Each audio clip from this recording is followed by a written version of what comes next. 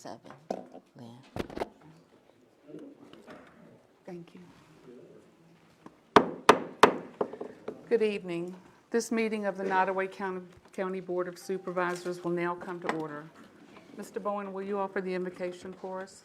Yes, ma'am, Madam Chair. Let's go to the Father. Lord, again, we gather here tonight to conduct business. And Father, we know that the way you control all things, we do need to have things done in a manner that's appropriate and so it can be blessed by you.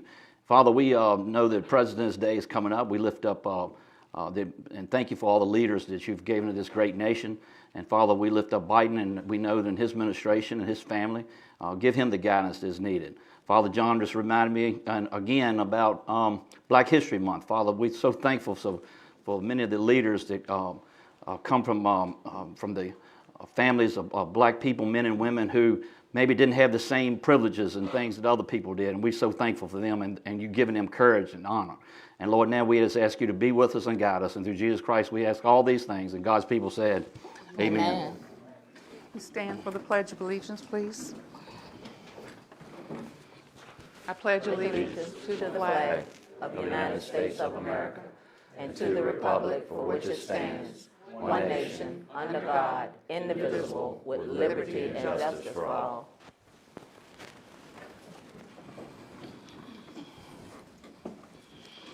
This evening, our county administrator, Ted Costin, is out of town, so we appreciate having Assistant County Administrator Katie Tomer sitting up here with us. Thank you, Katie. Are there any amendments to the agenda? Yes, ma'am. Madam Chair, I have one under presentations, Department F. I'd like to add a presentation for Black History Month, please. Any other amendments? Do we have a motion to approve the agenda with amendments? Move to approve with amendments. A second. We have a motion and a second to approve the agenda as amended. Any discussion? All in favor signify with aye. Aye. Any opposed? The motion passes. The agenda is approved as presented with amendments. In our package, we have minutes from the January 6, 2022 Board Organizational Meeting. Do we have a motion to approve the minutes as presented? I so move.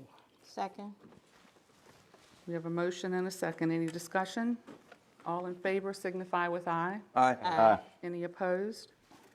The motion passes. Minutes from the January 6th Board Organizational Meeting are approved as presented. Next on our agenda, we have delegations from the public.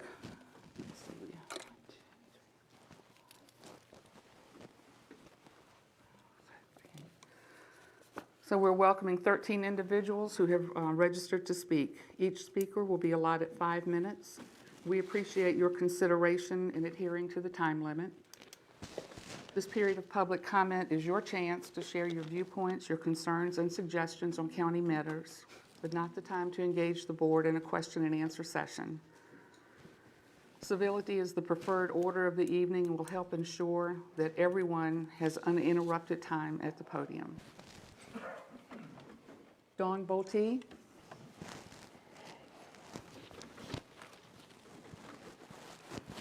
Good evening, Madam Chair, Ms. Simmons, Mr. Vaughn, and Mr. Bowen. Good evening. I'm here tonight to address the 4 of you concerning Supervisor John Rourke. I believe I have an obligation to share with you his behavior and one of the liability he brings to this board and this county. Last Thursday night, I attended the Nottoway County School Board meeting. I had several family and friends that attended also.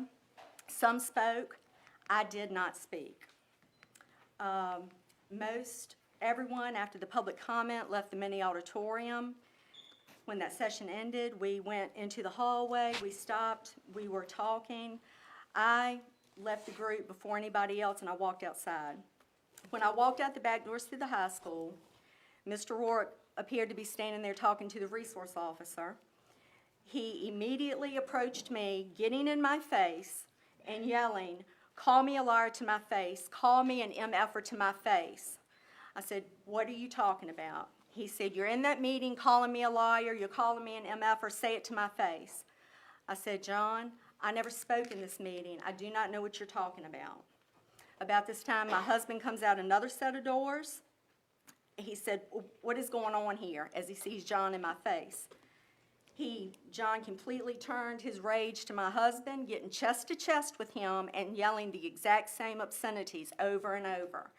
But getting close enough and saying things like, "Step up on me, come on, step up on me," trying to, I felt like, antagonize my husband for a physical confrontation. In the school board meeting, concerns had been shared over threatening Facebook posts that he had made. His actions solidified these concerns. Mr. Rourke's actions were irrational and they were threatening. He was unable to control himself. I could not believe that he had left his Board of Supervisor workshop meeting and come down to the school with the intent to intimidate citizens when they left this meeting. My expectation as a citizen of this county is that I have the right to attend any meeting I choose, regardless of whether I speak or not, and not to be approached by an elected official screaming obscenities at me. I further expect that as an elected official, he should be held to a standard of civility and decorum in his interactions with all citizens, whether they agree with him or whether they don't agree with him. I cannot stress enough how irrational and threatening he was. He verbally attacked a woman, me, who had not even spoken at this meeting. These were his actions when someone said and did nothing against him. What might his actions become or escalate to when someone does speak against him, such as I'm doing right now? As someone who appears as trying to make efforts to be an advocate for the citizens and to do what is right, it only took him a few seconds to shake that persona of a gentleman and attack a woman with vulgarity. I've come here tonight to make his actions known publicly and hopeful, allowing the opportunity for him to be held accountable by the citizens of this county, this board, and maybe even by the law. He clearly has a temper that he cannot control and is a liability to Nottoway County. For the purpose of transparency, I'd like to add that on Monday he reached out to me in a Facebook private message. I'm not sure what the basis of this was. I did not respond to him. It was nothing in regards to his actions or any form of an apology. I have it if anybody would like to see it, but I do not know what. It seemed to me an attempt to get ahead of this situation right here. I truly hope this board will take any action legally allowed to address this matter. Thank you. Thank you. Thank you. Bobby Bolte.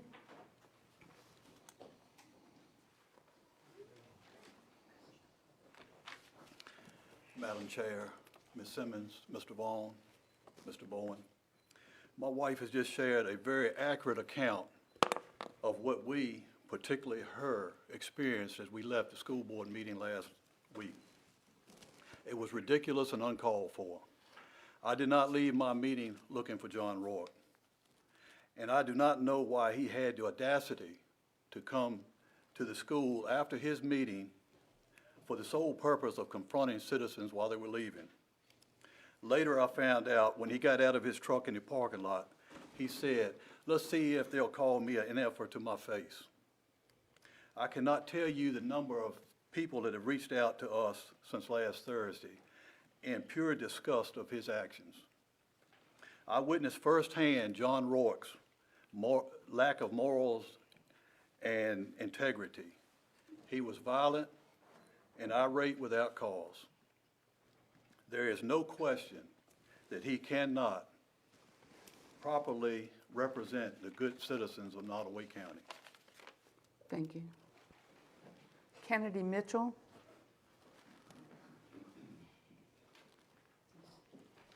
Hello. I am speaking on behalf of my mother, who unfortunately could not come here this evening because she wasn't feeling well. But this is what she wrote. Last week, I came to the Nottoway County School Board meeting to speak about the unprofessional behavior of both a school board member and a member of the Board of Supervisors. I spoke as a mother of a victim who had firsthand knowledge of the system and how moving through the process, I was told repeatedly that the information concerning minors was to be protected and not discussed. Mr. Rourke, you were honor-bound to not comment, disclose, discuss, and cause any further speculations. You have been dishonorable. Thanks to you and a member of the Nottoway School Board, everyone has learned intimate details. I have heard comments, seen social media posts, and discussions that are cruel and accusing. There are lines being drawn, and cavernous divide exists because of your thoughtless actions. Instead of seeking input from authorities that be, your fellow board member took it upon himself to contact the media and share details he received. It is not his place, nor the place of anyone in our community, to judge the validity of any victim, but once he introduced intimate details of this incident to the court of public opinion, he became the thing he so adamantly demanded deserved punishment, the bully. After leaving the meeting last week, my daughter, I, and a group of other citizens were attacked by Mr. John Rourke. On school property, he screamed profanities and approached us in a menacing manner, so much so that he had to be restrained by the resource officer, Deputy Sawyer. He was relentless. He kept placing his hands in his pockets and lunging for members of the public who had spoken out. He had continued ranting and raving on social media, using profanity and attacking our characters. My place of business was mentioned. I ask you, as I asked the school board, to imagine if you were a child viewing comments on social media or in the newspaper, hearing comments made. Why would you want to come forward knowing your life could become the center of this community's gossip? You would see firsthand that your trusted authorities, those people who were supposed to protect you, would instead make a mockery of your pain by using you. Every victim has a right to privacy and the knowledge that their story will not become the subject of discussion and judgment. I ask that going forward that this board consider the many issues that I have presented and officially sanction Mr. John Rourke for his grievous, unprofessional, and immoral actions. As I stated at the school board meeting, speaking in a public forum as a Nottoway County Board of Supervisor, we can only assume that he is not representing, the entire board, but rather has a personal agenda. Please make it clear to all the citizens that you represent that you do not support Mr. John Rourke's agenda, because to align yourself with anyone that would use publicity and the court of public opinion to further their own agenda at the cost of a child is horrific. Please do not allow the attempted power play of one person to silence the voice of many, many who may now fear retribution, censure, possibly even physical or verbal abuse because they choose to disagree with Mr. Rourke. Please defend the rights of every victim and take action immediately. Thank you. Thank you. Thank you. Thomas Cruz. Thank you, Madam Chair and members of the board, for granting me the opportunity to speak tonight. I stand before you because several members of the Nottoway County Republican Committee reached out to me and informed me that their chairman, Bill Outlaw, who is also a member of the school board, was trying to whip folks up to come and speak tonight. I watched the same playbook happen with the electoral board as Bill Outlaw fought to defend the former voter registrar. Bill Outlaw has a history of using his position as the chairman of the Republican Committee to defend the indefensible. As we've seen, some folks have already come to speak tonight, though I'm not speaking about any issues that happened in the parking lot, which I knew nothing about. More importantly, I stand before you tonight to stand in solidarity with the parents coming forward about the abuses happening within the Nottoway County public school system. I'm aware that your board has very little to no oversight of the school board aside from their budget. However, I am requesting that members of this board speak to the county attorney to ascertain whether this board has any additional options available to them to provide oversight of the school system or conduct an independent investigation into the policies and the actions of the Nottoway County School Board and the administrators of the school system. I'm also standing before you tonight to ask that the members of this board, in your individual capacity, reach out to the Commonwealth Attorney, Leanne Waltress, to see if she has any standing to conduct an independent investigation into all the allegations that have been made, and there have been numerous allegations made. Madam Chair and members of the board, I was born and raised in Nottoway County. I attended Nottoway County Public Schools. I know how this county and this school system has historically functioned. It's all about who you are and who you know. Justice in this county has never been something that has been given out equally to everyone. I believe that the very core of my being that so long as Bill Outlaw and Shelley Hinton sit on the school board and are supported by Jamie Higgins, there will be no justice for these parents and their children. What we will see instead is an intimidation tactics, cover-ups, and public gaslighting. Our children deserve justice. They deserve to attend a school that is a safe environment. I'm grateful to everyone who has spoken out and brought these issues to light. I'm also certain that we are only seeing the tip of the iceberg of what is actually happening behind closed doors.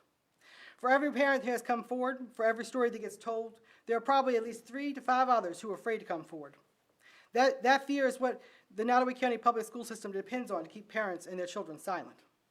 I urge the parents to reach out to the Commonwealth Attorney, Leanne Waltress, to see if there is a possibility of her office conducting an investigation. Some of the allegations that have been made, of the many that have been made, may be criminal in nature. If this avenue fails, there's also a possibility of lawsuit against the school system. I want to close by thanking the parents who have found the courage to speak up. And I urge them, despite and their families, to remain strong, to ignore the intimidation tactics and public gaslighting. Despite what would-be mayors and their children claim, when one member of our community is attacked, we are all attacked. It is our duty and our moral responsibility to rally behind those who have been victimized, especially when they are children. Thank you, Madam Chairman, and members of the board, for allowing me to speak tonight. Thank you. Thank you. Thank you. Sonny Abbott.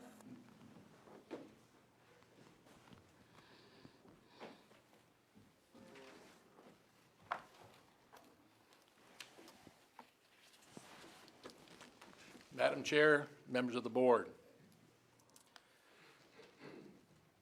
Thank you, Madam Chair, for sharing responses provided by the Special Projects Manager, Mr. Anzavino, in December.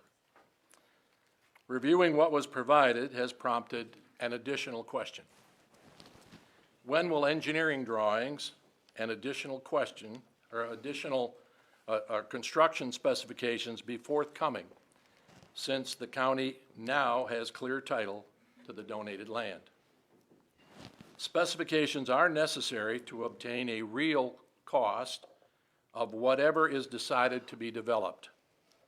The county has spent over $25,500 on 2 architectural firm analyses, 2 of them.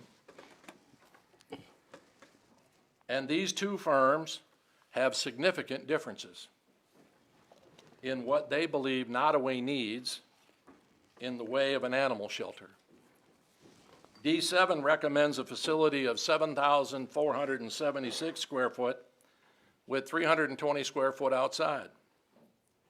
RRMM suggested 3,645 square foot, and that would be adequate with 1,080 square foot outside. One provides for 5 visitor parking spaces and 5 staff, with the other suggesting 10 visitor and 4 staff. The length of stay for dogs is close between the 2, 28 to 30 days. However, cats were significantly different, with D7 saying 40 days and the other 72 to 76 days. Both agreed that an animal, the shelter should be centrally located, especially for adoption. Well, we all know that isn't going to happen. What is missing from both proposals is a medical clinic. We need a new animal shelter, a complete shelter, sized to address what is known and is currently being addressed by the animal control officers. A facility sized to meet our actual needs, since D7 and RRMM don't agree despite referencing similar sources.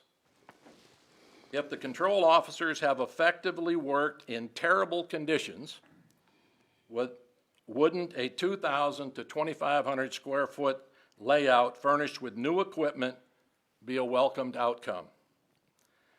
Please take actions to improve the estimated 2-year completion time frame. As Mr. Anzavino outlined, responding to my questions from last December, outlining that the current shelter is horrible. This board should consider a stipend titled hazardous duty pay until the new facility is up and running. Please recall that at an earlier board meeting, a number of projects were selected by this board. Strongly focus on the shelter and don't let proposed projects, that list, delay the timing for completion of the animal shelter. It truly shouldn't take 5 years should it. Thank you. Thank you. Thank you. Thank you. Thanks, Mr. Everett. Landon Hardy.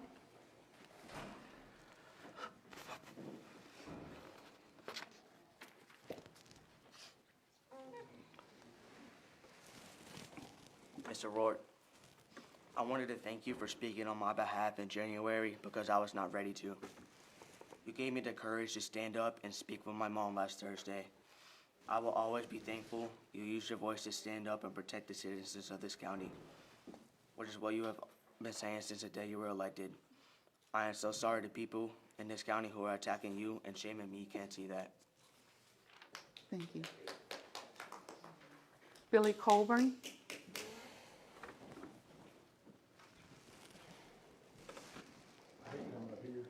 Part of the story. Billy Colburn, mayor of the town of Blackstone, and a journalist. I wear two hats, and there are times where these hats converge. I want to say first and foremost, I want to compliment the county staff on the huge improvement on FOIA. And I want to state for the record, I've been kind of a thorn in people's sides. I've never, ever had to file a FOIA request of Nottoway County. And that goes for the school system, too. So the people who are in charge of giving information, I get not only what I asked for in a timely manner, sometimes I get a little more than I asked for, but nothing that I was never supposed to receive, and I just want to thank y'all for that.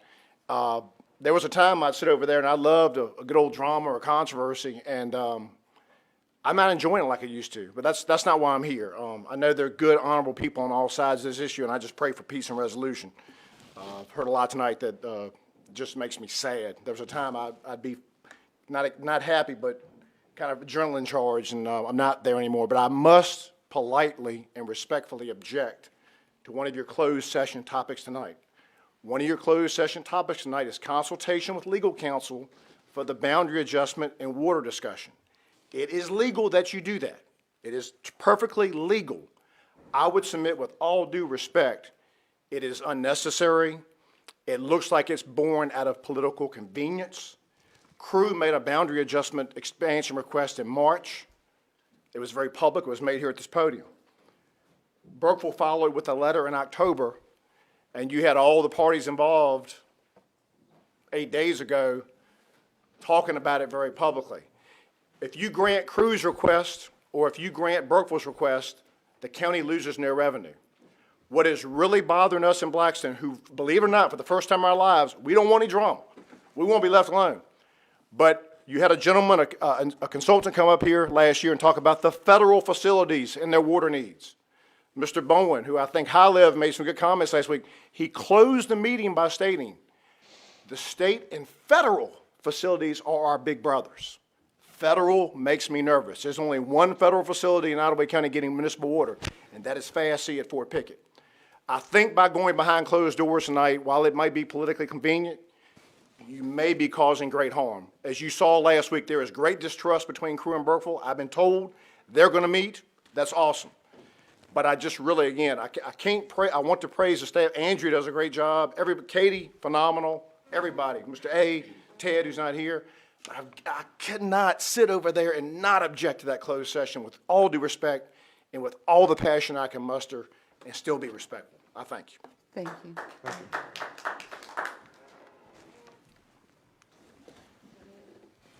Brittany Brockenbrough.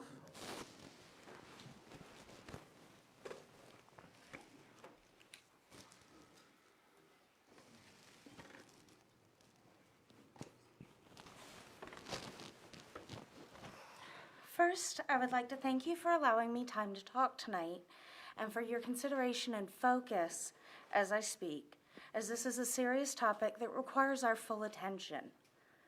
For those of you who don't know me, my name is Brittany Brockenbrough. I'd also like to introduce you to Jesse Ash Brockenbrough. Jesse was my 14-year-old son. He played in the concert band for the middle school and marched with the high school band. He belonged to the Dungeons and Dragons Club. He played softball with Byra for 5 years. He loved cosplay and anime. He was a teenage boy with hopes and dreams, hobbies and interests, families and friends who loved him dearly. I say was because he is gone now. He was declared brain dead on February 12th, 2021, and donated his organs and tissue on February 14th, 2021. As you look at Jesse tonight, I want you to remember more than his tragic death. I want you to remember that he was bright and beloved and kind. He wanted to be an animator. He wanted to go to Longwood.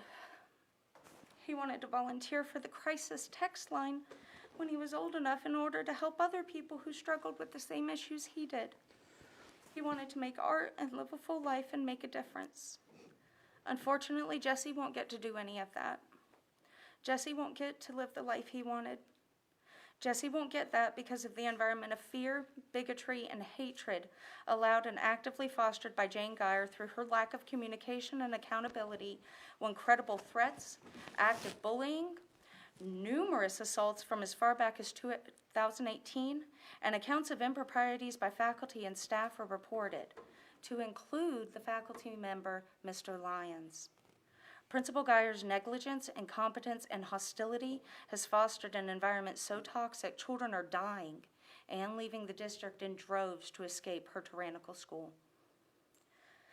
I reported to Jane Geyer credible threats to my son's health and safety, both physical and mental, from both students and staff member Mr. Lyons.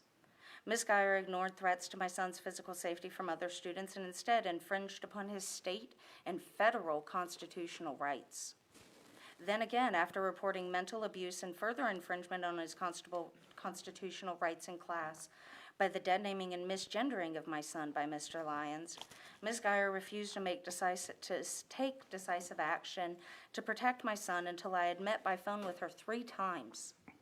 Mrs. Geyer also attempted to again violate my son's right and was only thwarted from her desired plan by threat of legal action, although she did attempt to hide her indiscretions by destroying evidence of his unfair and illegal treatment.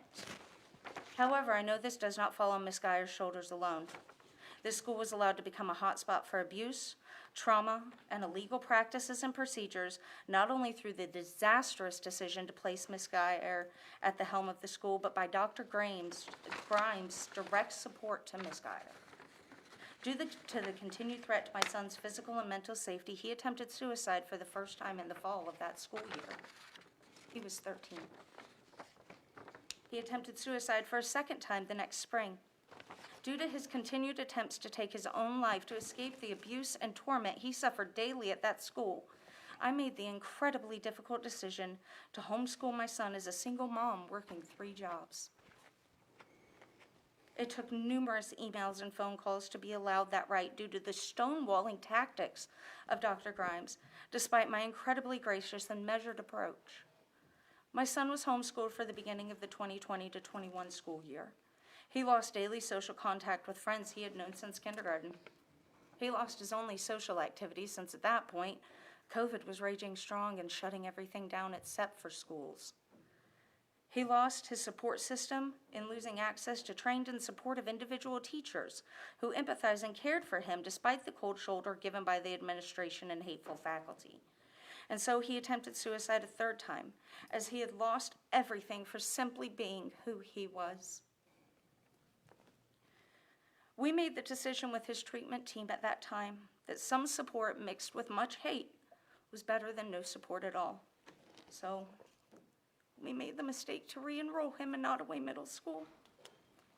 He made it 2 weeks into in-person classes before he took his life. By the direct inaction of Dr. Grimes and Ms. Geyer, my son lost his life. And I see that was not an isolated incident, as I was led to believe by Ms. Geyer when I spoke with her following his death. There have been assaults, both physical and sexual, ranging back as far as 2018, as far as I can personally confirm. Ms. Brockenbrough, I'm sorry, but your time is up. Thank you. Thank you.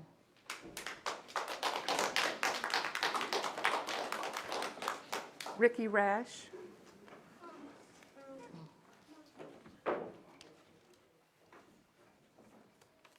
Good evening, Madam Chairman, members of the board, Good evening. community.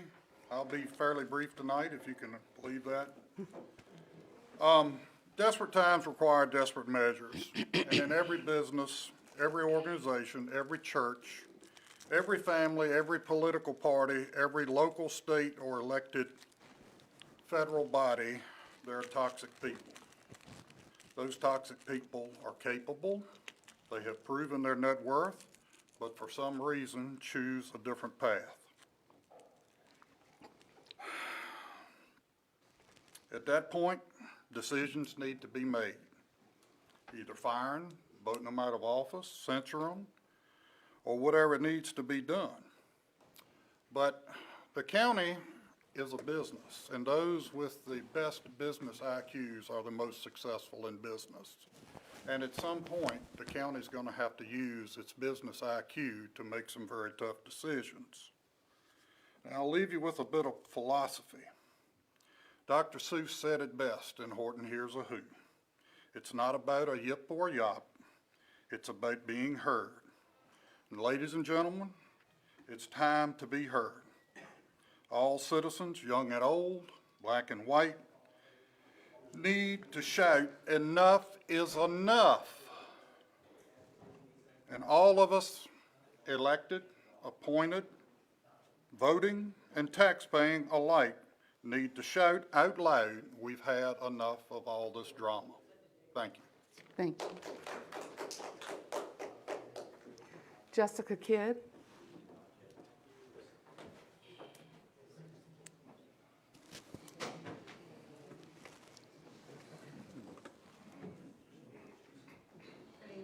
Good evening. Tonight, what I have to say is brief. I'm not running for a political office. I'm not running for a popularity contest. I have no motive and I don't get paid to be zealous and to speak for the children of Nottoway County. I will stand up for anyone's child, whether they are the bully or being bullied. And that is why I come forward every week and speak up for these children. Doesn't matter my past or anyone else's past. It doesn't matter how well liked someone is or isn't liked or how good someone is to someone else. Some of these people are well known and well liked and some of these people I don't even know at all. But when children feel uncomfortable and there are situations going on, then it needs to be addressed. I'm here tonight with young people who are no longer in the Nottoway County schools because of situations that have happened. And one young lady who hasn't even been able to graduate because of being treated differently. I want to end with the word of God because that will not return void. Learn to do good, seek justice, correct oppression, bring justice to the fatherless, and please the widow's cause. See that you do not despise one of these little ones, for I tell you that in heaven their angels always see the face of my Father who is in heaven. Woe unto them that call evil good and good evil, that put darkness for light and light for darkness. But whosoever shall offend one of these little ones which believe in me, it would be better for him that a millstone were hanged about his neck and be drowned in the depths of the sea. Thank you. Thank you. Thank you. Chris Page.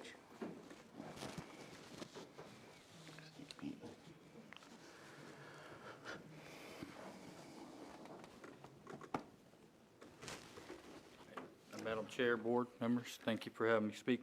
Just a disclaimer, I'm not talking about what happened outside. I wasn't there, I was inside. I think we should wait for the truth, full investigation, truth come out on that.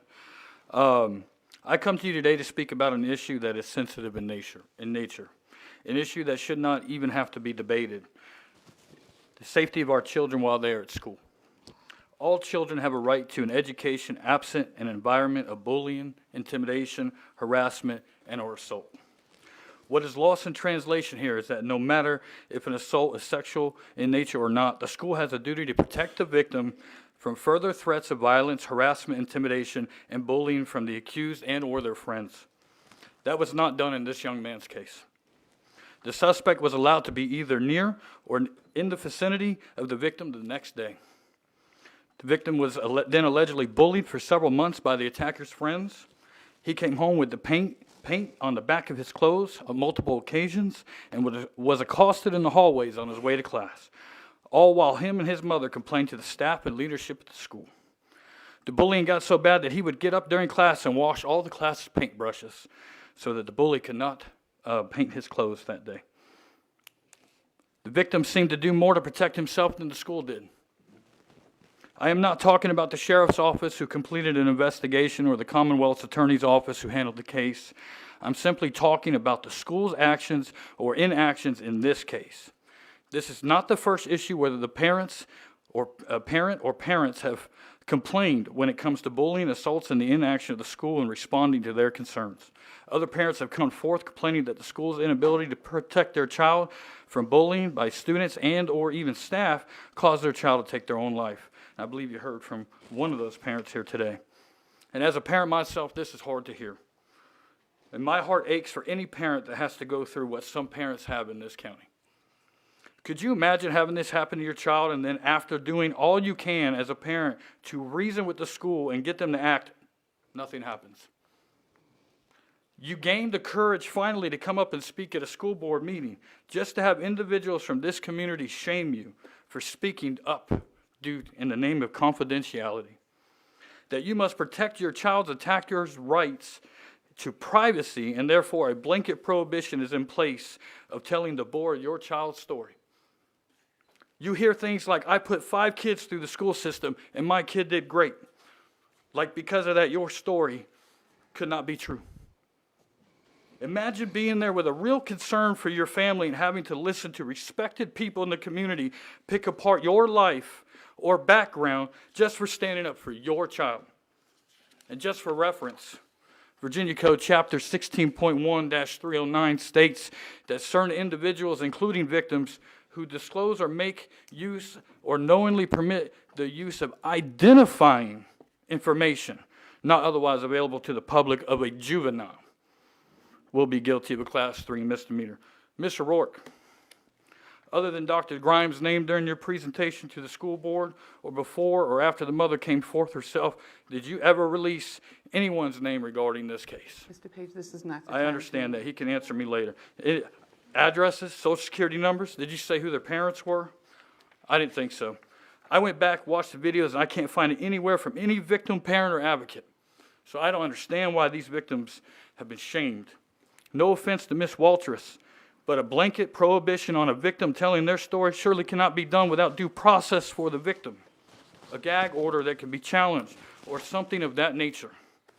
If a court is required to protect the rights of the accused, are they not also obligated to protect all the rights of the victim too, including the right to tell their story or the right to speech, less identifying information? Should a victim have their rights explained to them according to what the law says, and not be told that they just can't talk about anything, as some speakers have alleged at the last school board meeting? Most of you are probably wondering what we can do about it. But the real question is, what are you going to do when Nottoway County Public Schools lose federal grant money due to the school's failure to enforce the anti-bullying policy and provide an environment free of bullying, intimidation, and harassment? Their budget this year is close to $30 million. Are we to drastically cut their budget or just pull all of our saved money out of the bank to cover the difference? How long can we continue to do that? And as for Mr. Rourke, I commend him for standing up for the civil rights of a Nottoway County student. I would expect that each and every one of you, given the opportunity, would do the same. This board is the highest executive branch in this county, and sometimes it takes people to come together to find a solution. Mr. Page, I'm sorry, your time is up. Thank you. Thank you. Kristen Johnson.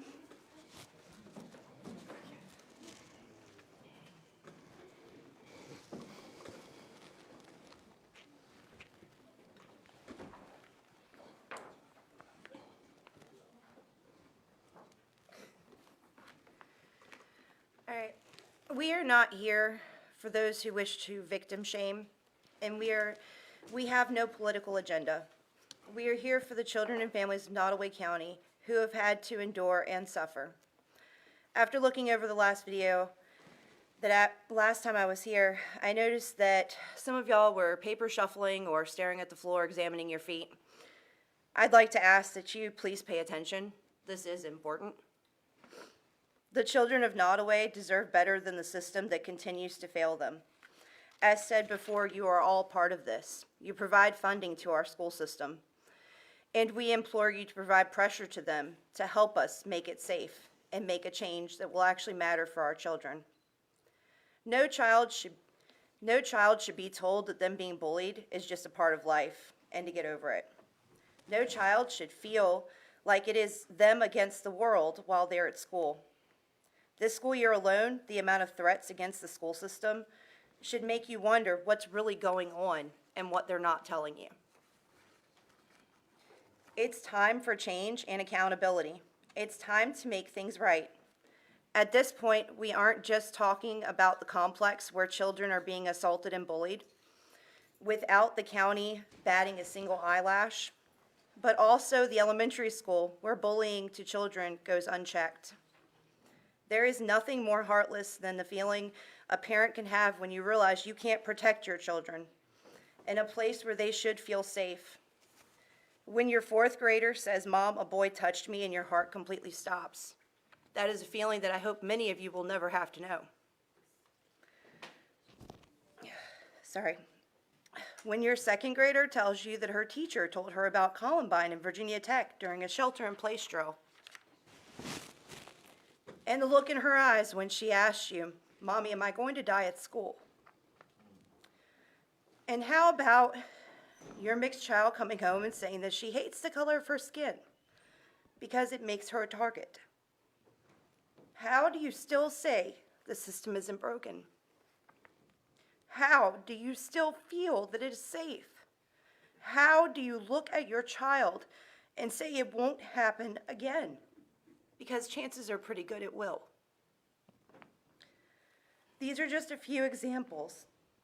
Yes, I know. And hardly the worst, unfortunately. So I place this burden in your hands. And to show us that you care, make an effort to actually help us. Those of us that have been going through this, take it seriously. We ask you as well. You can't place a price on any of this. Thank you. Thank you. Thank you. Sue Yates.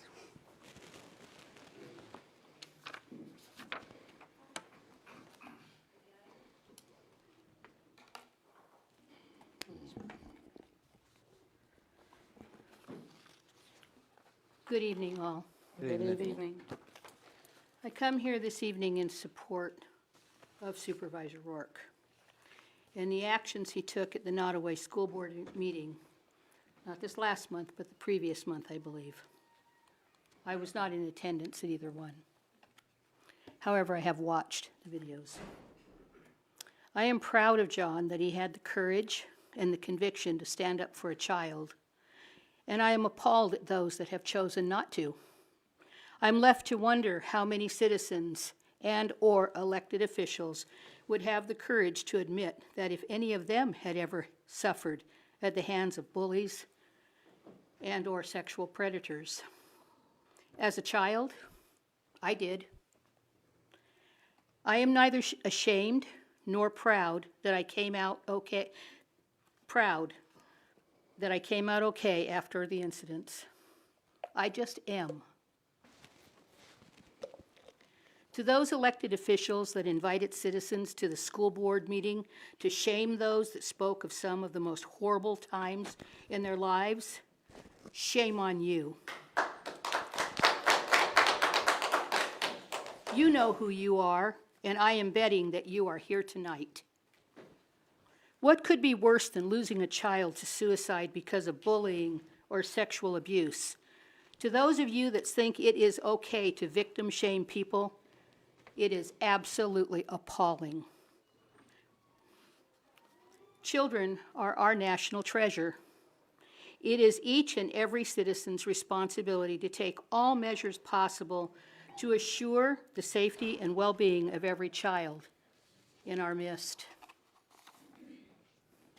And Landon, I want to talk to you right now. I want you to hear this. To those of you that have been prey to those that like to bully, beat up, and sexually assault others, you are the weak ones. As a victim of such ugly circumstances, I am here to tell you that you have lost and empty souls. I will reach out to those that have been victimized, and I will share my story, and I will be the first to tell you that you do not have to be the victim. And neither do you have to be forever labeled a survivor. You just are, and that is a fine place to be. But those that think that they must bully, beat up, and sexually assault you, they are the weak ones, and that is why they prey on people like you. They want to drag you down to their level of deprivation, but you don't have to go there with them. Stand tall and make something of your life. Don't allow these weaklings to diminish your worth. Don't be afraid to speak out and be proud to be who you are. Know from the depths of your soul that you are going to be okay. Because no derelict citizen that chooses not to stand with you, or the pervert that assaults you, or the weak bully that beats you, will ever be what you are. You are strong, and that is why people pick on you. It is they that are not happy and at peace with themselves. I'm going to read a little out of order here tonight. It is clear that certain citizens were invited to attend the last board meeting. And it is clear that it is a sad day for a child that has become a part of a political agenda. Anyone that does this should be ashamed of themselves. Anyone at all. So I want you to know, Landon, I don't know you. I've never met you until tonight, but I'm proud of you. And I'm especially proud of your mom.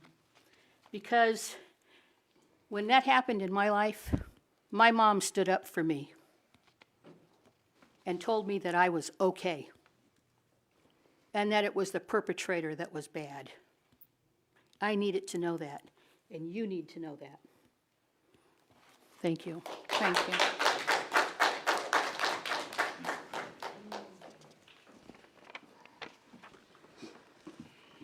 Madam Chair, is that the last speaker? Yes.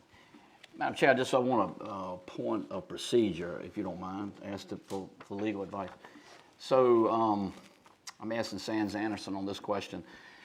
You know, I once myself had lost my temper in this courtroom and shook my finger at Katie, and the only way to fix it, I had to apologize. You know, I apologized to her, and the only way to fix it, she accepted my apology. But I do know that it takes a lifetime to build character, but you can lose it in seconds. I'm asking so we can talk candid, because we've had candid conversations, and Mr. Rourke and I have actually had very loud conversations in closed session. I'm asking you, is the board exempt from personnel if we wanted to go in closed session to have some candid conversations? Is the personnel exemption under FOIA applicable? Yes, it's applicable for us. Generally speaking, yes. But typically, it also includes seeking advice of legal counsel. So yes, you would be fine. There would be reasons that would allow you to. Okay. Thank you. Thank you, Madam Chair. Yes.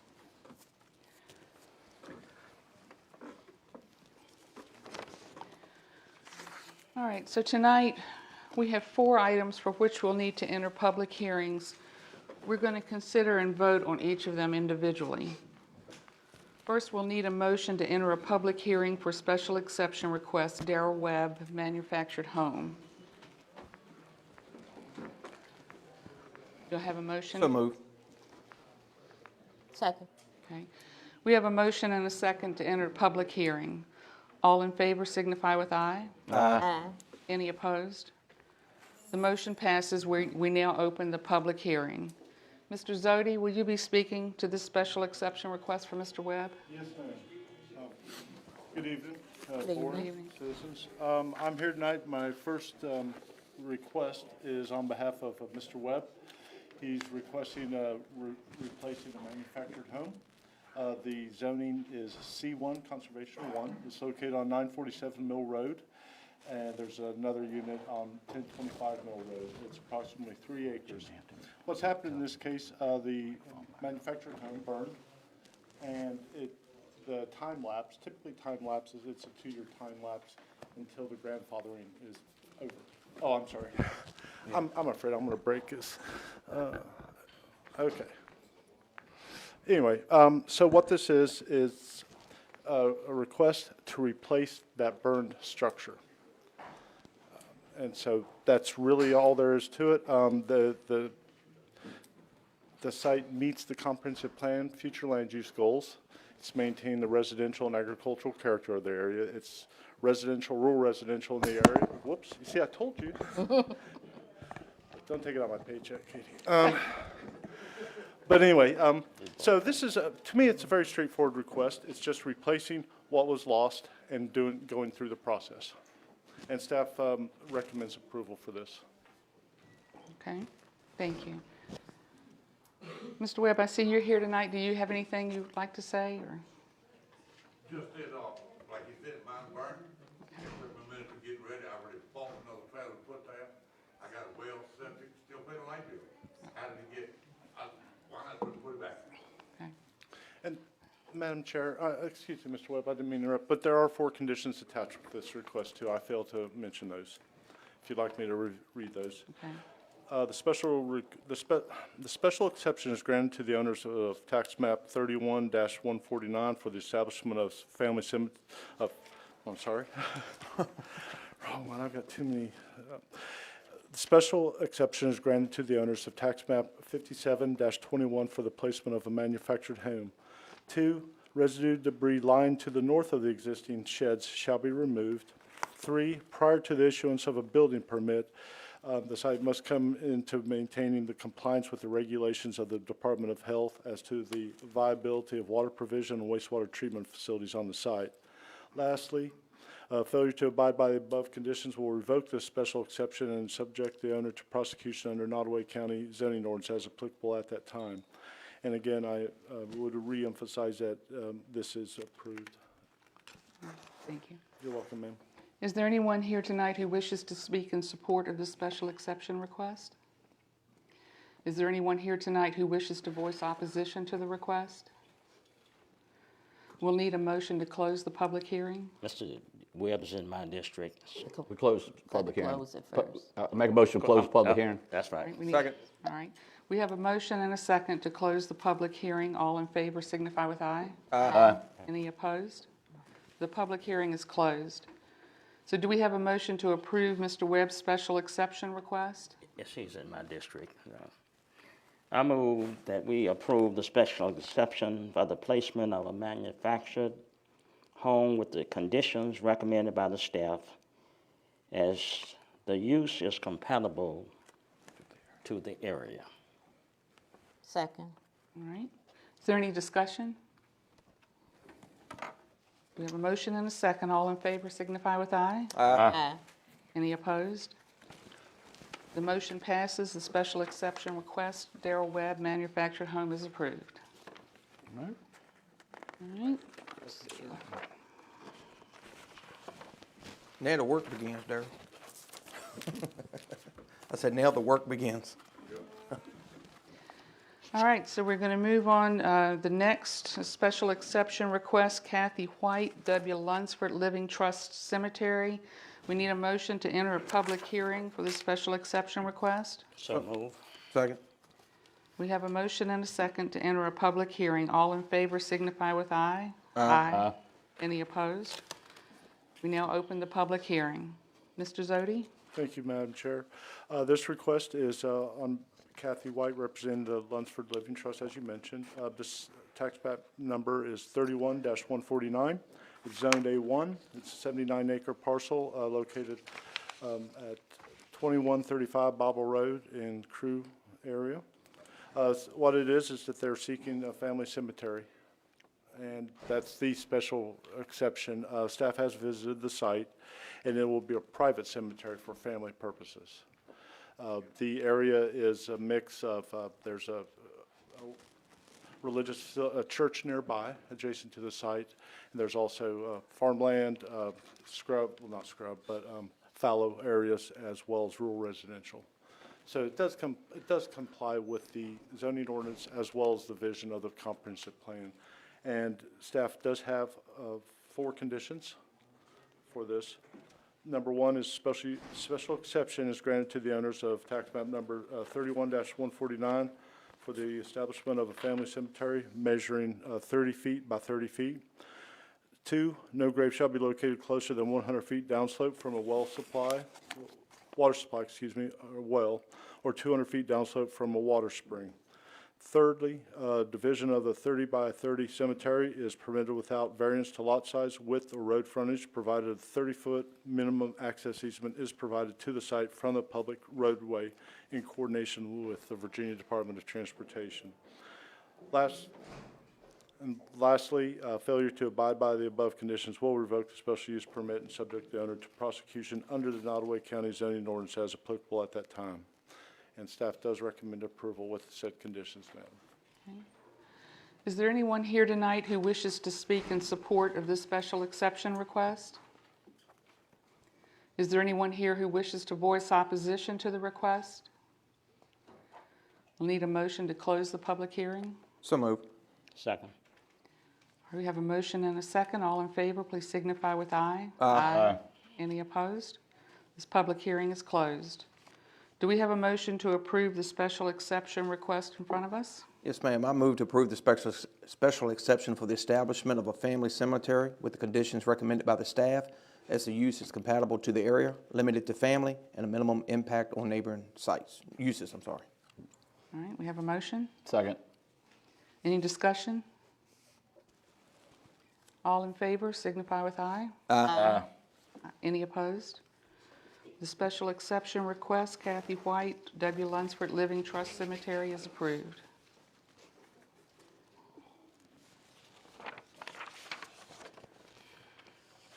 All right, we now are looking at a special exception request for contract lumber. We need a motion to enter a public hearing for this special exception request. So moved. Second. We have a motion and a second to enter the public hearing. All in favor signify with aye. Aye. Any opposed? All right, we now open the public hearing. Hi, how are y'all doing tonight? I'm Greg Zodi. Thank you, Madam Chair. This one I was personally involved with. This was heard at a public hearing at the Planning Commission this past Tuesday night on the 15th. The site is it's an adaptive reuse of an existing industrial site. Previously to this request, it was used for a granite firm, the distribution center for granite. What this applicant is seeking, there are two parcels. There's a general residential. They're located between Cedar Hill, Cox Road, and then there's a railroad nearby. What the applicant is seeking is to use the 11-acre parcel at this time to have a lumber distribution site, and really selling it to the contractors for pickup and whatnot. Not a lot of retail walk-in. The site is, the adjacent zoning is C1 conservation, which is adjacent to the site. There's general business to the east and to the west. There's Fort Pickett, or the area around Fort Pickett, the airfield, to the southeast of the site, and then rural residential to the southwest of the site. Again, I mentioned it's between Cedar Run Road, the railroad tracks, and Cox Road. Staff has visited the site, and it's basically, in my opinion, it is an excellent adaptive reuse of property. We had people attend at our meeting Tuesday night, concerned citizens. They spoke to the representative from Contract Lumber, and I was really impressed with how well he worked with them and listened to their concerns and addressed those concerns. One of the things that came out of that discussion was somebody requested some additional landscaping, and I've amended one of the conditions to include that language for you all tonight. But staff wholeheartedly supports this. This is taking a vacant, used, old industrial site and putting it to good use. This is going to bring jobs, it's going to bring revenue, and again, it's an adaptive reuse of an existing industrial facility. So this is something I really get excited about. I think, excuse me, I think it's great for the county, and it provides job opportunities. There are 4 conditions. Well, no, not 4. Sorry, I'm kind of used on 4. There are 9 conditions tonight. The special exception is granted to the owners of tax map number 43-90 and 91 for the establishment of a processing center for wood products. 2, obtain and maintain compliance with the Virginia Department of Health as to the provision of water and wastewater for on-site personnel. 3, no lighting shall be directed off-site or be placed higher than the highest point on any existing structure. 4, hours of operation shall be 7 a.m. to 9 p.m. 5, the business identification sign shall be no larger than 30 square feet, and if illuminated, shall not be directed off-site. The operator is permitted to install directional and safety signage no larger than 15 feet as needed without limitation to number. 6, the perimeter fence shall be maintained for security purposes. 7, and this is where the amendment comes in, the established chain link fence parallel to Cedar Run Road shall be improved with a vinyl interweave or other like material to screen the operation from existing residential properties. And what we did, we amended this at the Planning Commission. They accepted my proposed amendment, is the installation of additional vegetative buffer to provide additional screening for the residential properties nearby. And I would ask that we amend that a little bit further for me to specifically work with the representative from Contract Lumber and create a landscaping plan that would be approved by the zoning administrator. But I think it's a great, it's a really good effort, I think, community effort. So staff moves to recommend the special exception for the establishment of lumber processing and distribution business with the conditions recommended by myself. As the conditions mitigate as far as possible any negative impacts, the reestablishment of the property for commercial purposes is good for the county citizens who are seeking jobs or better jobs. And that the reuse protects the rural nature of the county by not expanding development into undeveloped areas. Thank you, Mr. Zodi. Yes, ma'am. Is there anyone here tonight who wishes to speak in support of this special exception request? Good evening, Board. My name is Troy Meikle. I'm the Vice President for Contract Lumber. Greg did a great job kind of explaining what we're trying to accomplish. I just wanted to take it a step further and kind of explain who we are as a company. We've been in business 33 years. We cater to multifamily and single-family production builders. We're in the Southeast. We have 18 locations in total throughout the Southeast, Midwest, and up and down the East Coast. We plan to employ out of the gate 20 to 25 employees here. That will mainly be general help, forklift operators, CDL A and B drivers. We have an existing client base here already in the Richmond market that we're serving out of North Carolina. So we felt it was a need to invest in Virginia and get going up here. I welcome any questions from anyone about what our plans are. For the most part, we bring lumber in from the mills. We're not a mill, so we get the finished product in. We build a package for a builder, and we ship it back out on a truck. So there's not going to be a lot of loud noise. Forklifts and trucks will be the loudest noise we'll have there. So we hope to grow this thing into like our other markets. We average about $2 to $3 million a month in revenue per site. So we feel really good about the market, and we're happy to be here. Thank you.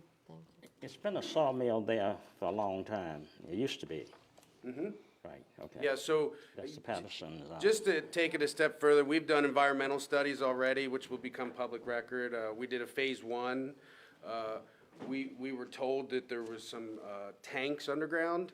So we took it a step further and went to a phase 2, which they go in and do further research to make sure the tanks were removed properly. Our phase 2 assessment also does core drilling to make sure the water table hasn't been contaminated. We got all those results back, which, as I said, can become public record. All the lab results came back great. The tanks were removed. So whoever did it before us did it the right way. So, all right. Madam Chair. Thank you, guys. I do have one question here for clarification. Where in Exemption 8, after 30 days of operation, I saw on here where y'all have propane. Is there any significant amount of propane storage that's going to be there? It's just for the forklifts. Okay. So we have the secure cages that get locked every night, and it's the 33-pound drums that kind of go on the back of the forklifts. Okay, thank That's all that's going to be there. Thank Okay? you very much. Thank you. Is there anyone else here that would like to speak in support of the special exception request?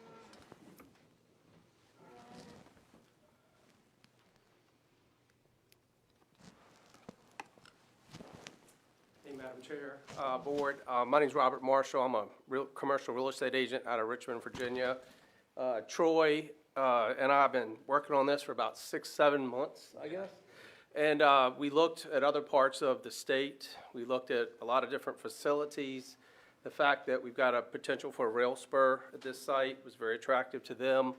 I mean, they've done everything they said they were going to do. We had a couple hiccups here and there over the last 6, 7, 8 months, but all I wanted to say was really professional company, professional guys. Talked to 4 or 5 other of their company folks, and they've done everything they said they were going to do, and it should be a really good, healthy relationship for Nottoway County. Thank you. Is there anyone here tonight who wishes to voice opposition to this request? We'll need a motion to close the public hearing. So move. Second. We have a motion and a second to close the public hearing. All in favor signify with aye. Aye. Any opposed? So the public hearing is closed. Do we have a motion to approve the special exception request for contract lumber? This too is in my district. Okay. I move to recommend approval of the special exception for the establishment of a lumber processing and distribution business with the conditions recommended by the staff, as the conditions mitigate as far as possible any negative impacts. The reestablishment of the property for commercial purposes is good for the county citizens who are seeking jobs or better jobs, and that reuse protects the rural nature of the county by not expanding development into undeveloped areas. Second. All right. Any discussion? We have a motion and a second. All in favor signify with aye. Aye. Any opposed? This motion passes and the special exception request for contract lumber is approved. Thank you.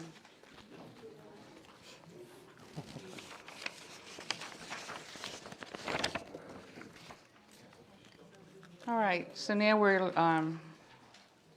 looking at school budget adjustments totaling $589,627.70. We need a motion to enter a public hearing for the school board adjustments. So move.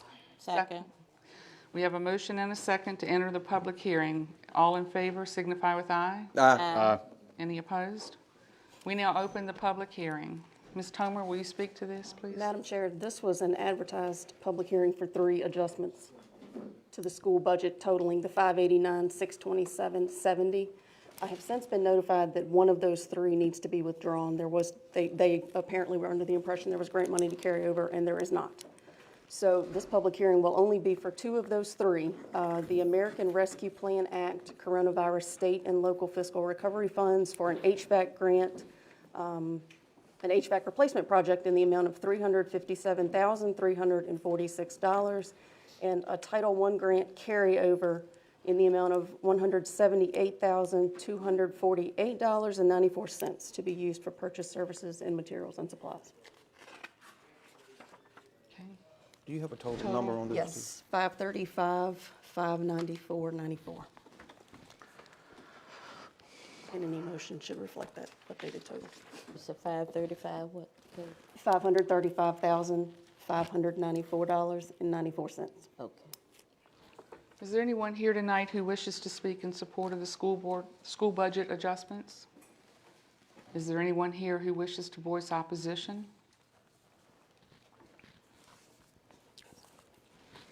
How you doing? Good. I'm back again. Wish I could finish the last paragraph of my last speech.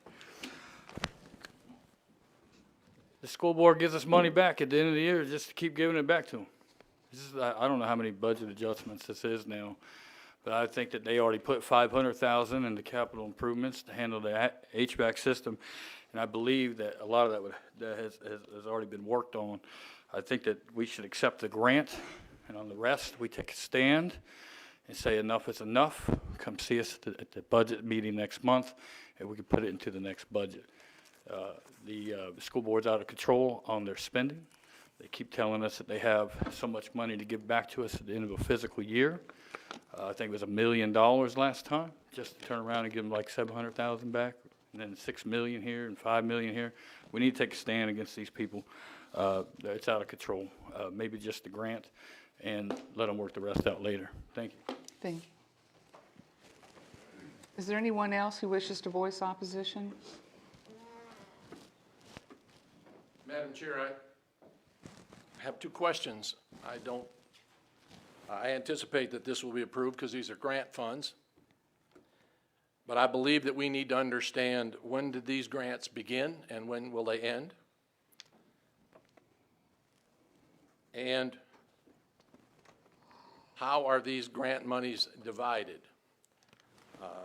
I asked that question of the school board and got partial answers to some of the other, because as the previous speaker just spoke, there have been somewhere in the neighborhood of slightly more than $8 million of reappropriations over the last 3 to 4 months. And I appreciate that a grant isn't always for the fiscal year, the school's fiscal year. It could be a 3-year grant. But without knowing what these periods are for, it is difficult to determine when a grant will actually began and when it will actually end, and how are these monies allocated so that if some of it goes to wages, and all of those wages must be consumed after an employee's normal workday, either prior to or after a normal workday, are there enough hours available to spend the nearly $8.5 million that have been granted or reapportioned over the last several months? Thank you. Thank you.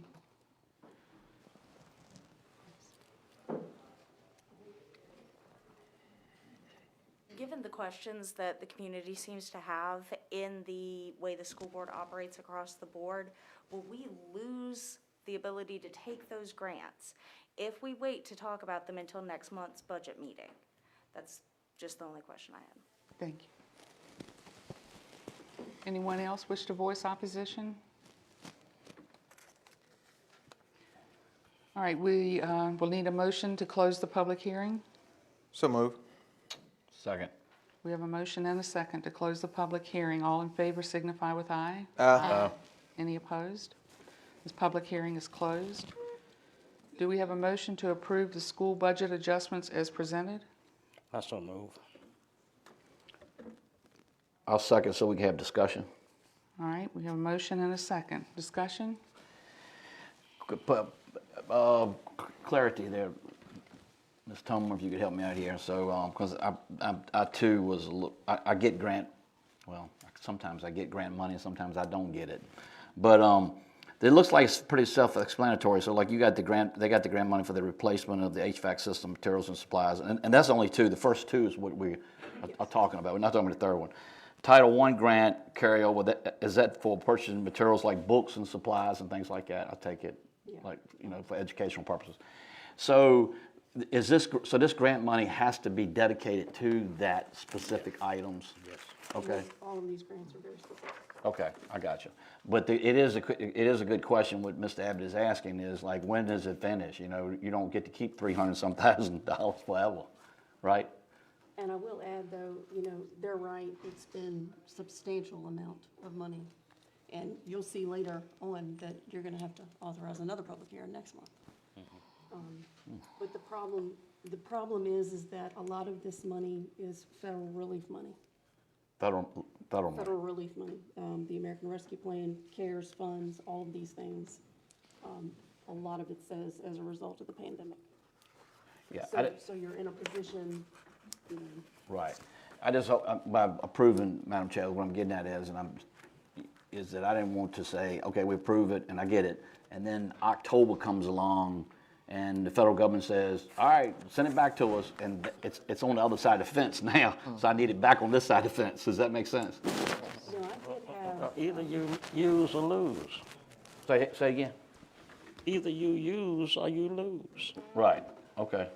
I did have the superintendent intending to attend the last meeting, or the meeting that we had to recently reschedule due to weather.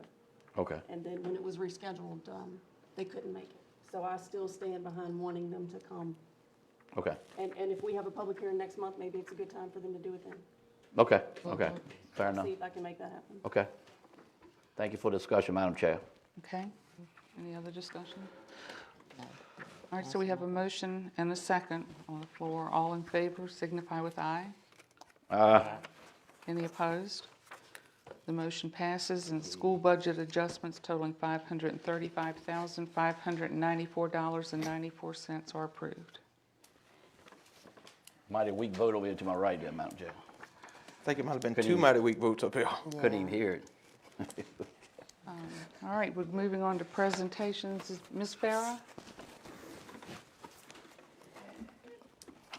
Tonight, we're pleased to welcome Ms. Hattie Farah, President of the Board for Southside Center for Violence Prevention, who's joining us for a presentation. Welcome. Good evening, Board. Good evening.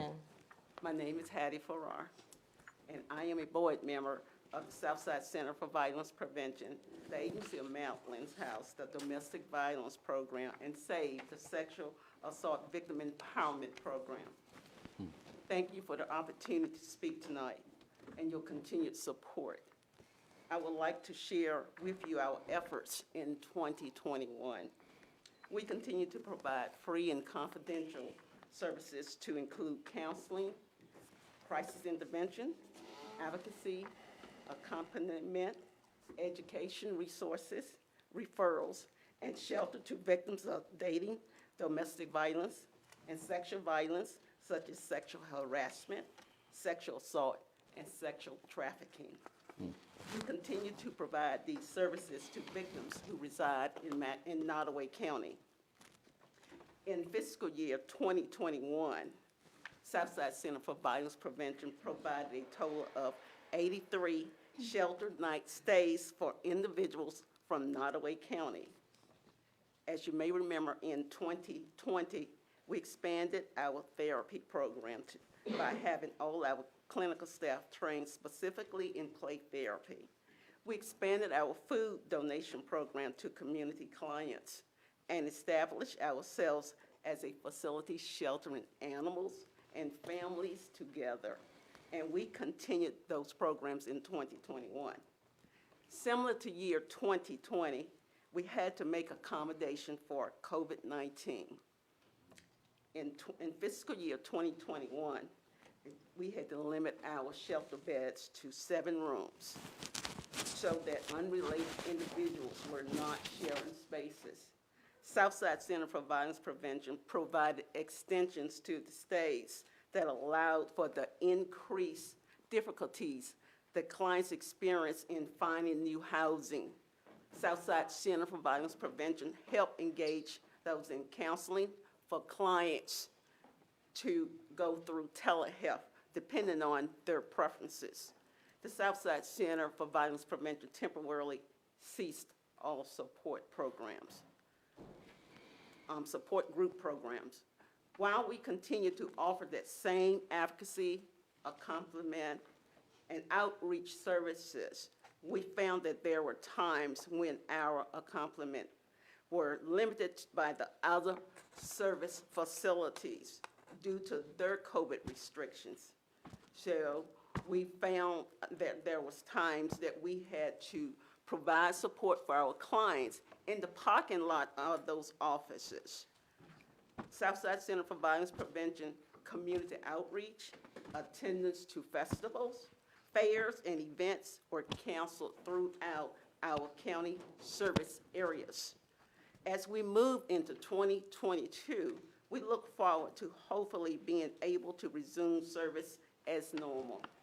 Additionally, we have worked this past year to obtain a second shelter location that focuses on providing services to male victims of domestic and sexual violence. While we have always served men, we were limited to how we could provide those services. For example, we had to place them in hotel rooms instead of offering a supported communal living environment. We are now able to offer that same level of service and quality of service to our male victims. Thank you for your time and your kind support over the past 20 years. Our ED director will submit a letter of request for funds to your county administration office. And are there any questions at this time? Anyone have any questions for Ms. Farrar? Madam Chair, I do have, Ms. Farrar, if I could ask this, I don't know if it was a question, but it's what, you know, you're in that profession, and I'd like to kind of hear from you. You know, it's a possibility. I've got a lot of great concern about after this COVID, I call it post-COVID, you know, how the mental health, just, you know, how that's going to affect mental health across this nation, across this county. During COVID, did you see a spike in violence? Do you feel like that, or is it just as it always has been? I guess I want to say. It's always been, when you see the difference, it's the reporting that makes a difference. Oh, okay. People are more apt to come to services when there may be a factor that will motivate them for services. But there has always been that issue out there, but people may not have access to services in their area. Right. And yes, there was a spike during the COVID period Okay. over the last 2 years, if that's what your question is. Yeah, I got you. Thank you for what you do, too. Thank you. Thank you, Madam Chair.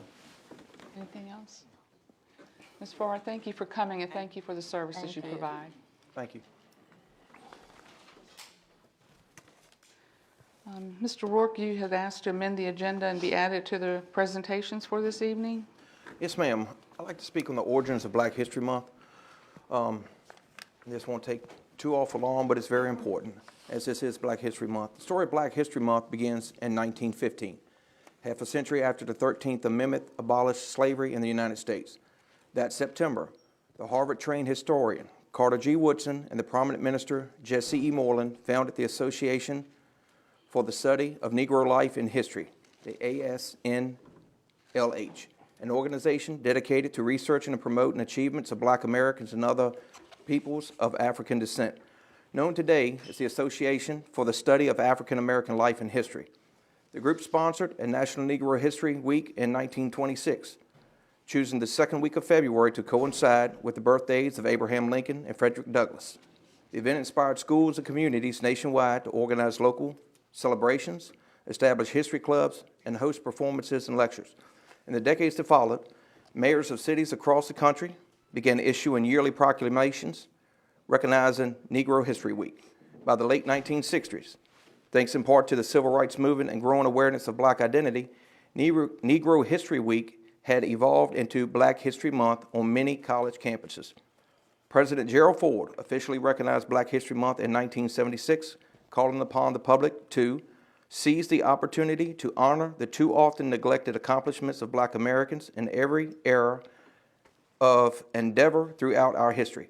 Today, Black History Month is a time to honor the contributions and legacies of African Americans across the U.S. history and society, from activists and civil rights pioneers such as Harriet Tubman, Marcus Garvey, Martin Luther King Jr., Malcolm X, and Rosa Parks, to leaders in industry, politics, science, culture, and even here at home with elected leaders such as the Honorable Helen Simmons, who has served her community on the PTA, Lions Club, School Board, Piedmont Senior Resources, STEPS, Health and Human Resources, Treasurer of the Democratic Party, member of the NAACP, and of course, the current sitting Nottaway County Supervisor for District 3. Also, the Honorable Sherman Vaughn, who has probably served on every possible committee there is, including but not limited to Principal in Nottaway County Schools, Assistant Superintendent of Nottaway County Public Schools. He was appointed to committees by 3 governors. He taught Sunday school for decades and is currently the Nottaway County Supervisor for District 4. Our current sheriff, Robert Jones, who served as a deputy for Nottaway County for over 20 years prior to becoming Nottaway County's first elected black sheriff. There are so many more in the county that could be recognized, but there is simply just not enough time to properly do so. This is a time to reflect and show appreciation for all current and previous persons of color who stood for and made strides for the betterment of all people of color and all of mankind. In closing, I'd like to quote the words of the late, great Dr. Martin Luther King when he said, "The ultimate measure of a man is not where he stands in moments of comfort and convenience, but where he stands at times of challenge and controversy." And to further quote Dr. King, there comes a time when one must take a position that is neither safe, nor politic, nor popular, but he must take it because conscience tells him it's right. Thank you, Madam Chair. Thank you, Mr. Very Wall. well. Very well. All right, we're going to move on to department reports. Ms. Bryant, anything you want to speak to for the Department of Transportation? Good evening. Good evening, Madam Chair, members of the board, Ms. Tomer. Good evening. I just wanted to bring up a couple additional items that were not in your report. The work that's ongoing out here on the bridge, where we have the lane shut down, the structural steel repairs are complete. We're having some issue with some of the bearing assemblies coming in on time, as everybody is with supplies. And they are putting in the shoring now for the pier cap reconstruction. So you'll probably see one of the entire pier caps missing on the bridge. But that's where we're at with that right now. So it is still a little behind schedule, but that was due to all of the steel that was late coming in. We did hold a pre-construction meeting for the slurry and the surface treatment schedules that are upcoming for this season. And weather permitting, our patching is supposed to start in Dinwiddie first, and then they'll be moving to Nottaway, so that should be within the next 2 to 3 weeks.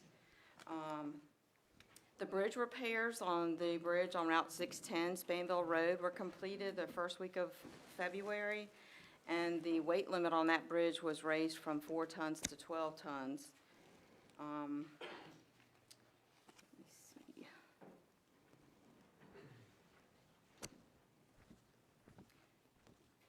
We do have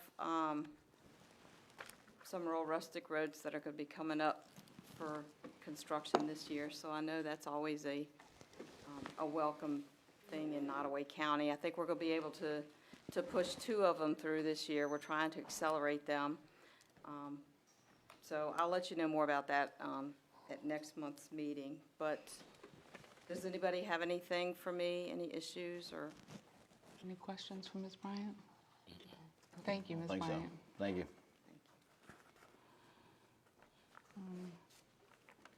I think Ms. Reed from Department of Social Services is here. Do you wish to speak to anything this evening from your department? I do. Mr. Ward's going to speak on our behalf. Okay. Mr. Work, you want to speak on behalf of Social Services? Yes, ma'am. About a month or so ago, I was brought to the board's attention about the dashboard that Department of Social Services currently uses, and at that time, Nottaway County was 100% in one category.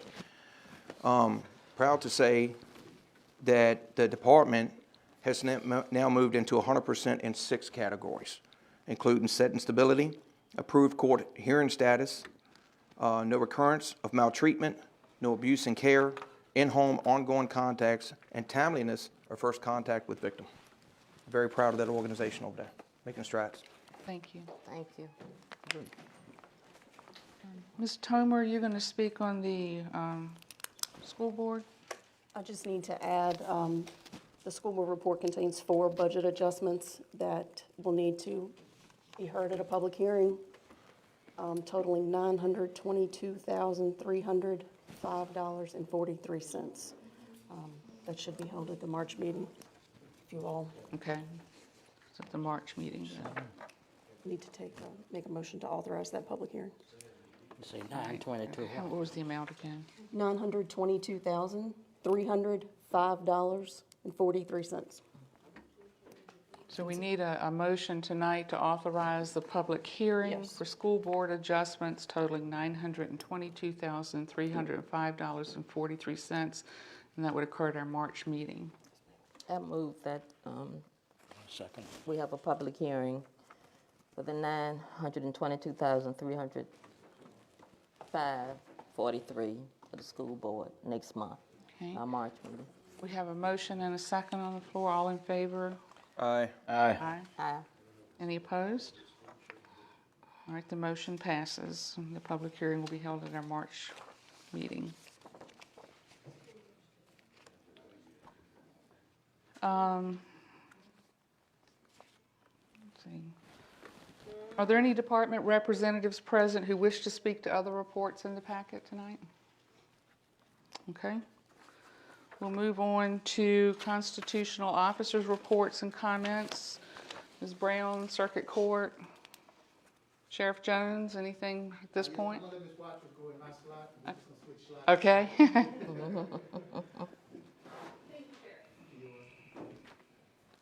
Sheriff is aware that I've got a jury trial tomorrow, so I appreciate him letting me get out of here. But I wanted to introduce the board to my soon-to-be new senior assistant Commonwealth Attorney, Khalil Latif. Khalil graduated from Virginia Union University in 1978 with a Bachelor of Arts in Political Science. He then attended Howard University School of Law, where he earned his JD in 1985. He began his legal career as a prosecutor down in Petersburg before switching over and working as a defense attorney. He's now closing his private practice in Farmville, in which he's focused primarily on criminal defense, to join the Nottoway Commonwealth Attorney's Office. He shared with me his excitement to be part of the team in the Commonwealth Attorney's Office, as well as working closely not only with our local law enforcement, but also our community at large.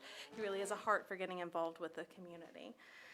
Mr. Latif is going to be a wonderful asset to the Commonwealth Attorney's Office as well as the county as a whole, and I hope the board and the community will join me in welcoming Mr. Latif as our new Senior Assistant Commonwealth Attorney. He will begin on February 28th and is going to be sworn in. The plan is by Judge Sella at 3:30 at the end of our circuit court docket that day. So, Mr. Latif, would you like to say anything? Let me get that name. Khalil Latif, L-A-T-I-F. Yes, Khalil, Khalil. Actually, for those, probably, I came here, what was it, 1984, the NAACP. I think I was their Freedom Fund banquet speaker way back then. My name was Alan Barnett then. Alan Barnett? Yeah, I worked for Linda Bird Harden at the time. So I have NAACP connections. So thank you. I appreciate the opportunity to serve. I'm excited about the position. I am very excited. Okay, welcome, Welcome. Mr. Latif, and thank you, Ms. Walker.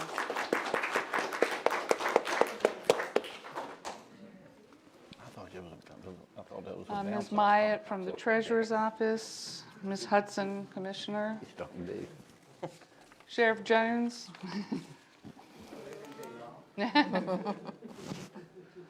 I'm just going to take a few minutes tonight, right here at this point, to introduce to y'all my Director of Emergency Communications. I hired her back in November. She came on board. She brings a wealth of experience.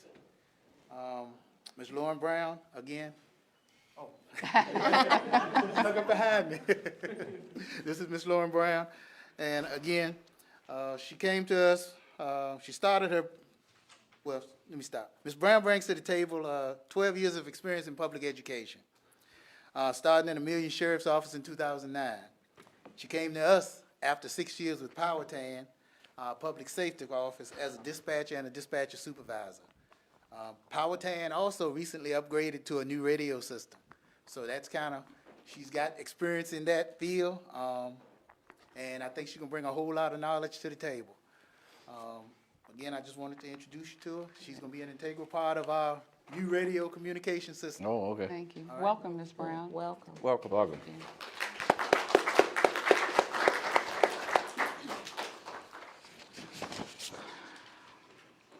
Any questions or comments from the board relating to other department reports? If not, we'll move on. well, actually, reports from constitutional officers, I'm sorry. We'll move on to unfinished business. Start with the animal shelter update. Mr. Anzavino, our project manager, has reported that the architectural firm, RRMM, is moving forward with the final design and is in the process of developing a project schedule contingent upon the project being included in the county's fiscal year 22-23 approved budget. A preliminary construction schedule is also in the process of development, with construction tentatively scheduled to begin July 1. Is that correct? The architect has noted that site plan review process can take up to 120 days, and I think we're in the process also of scheduling meetings with stakeholders. Mr. Anzavino, have I forgotten anything on the update? Only to say that July 1 Or after? Yes. Okay.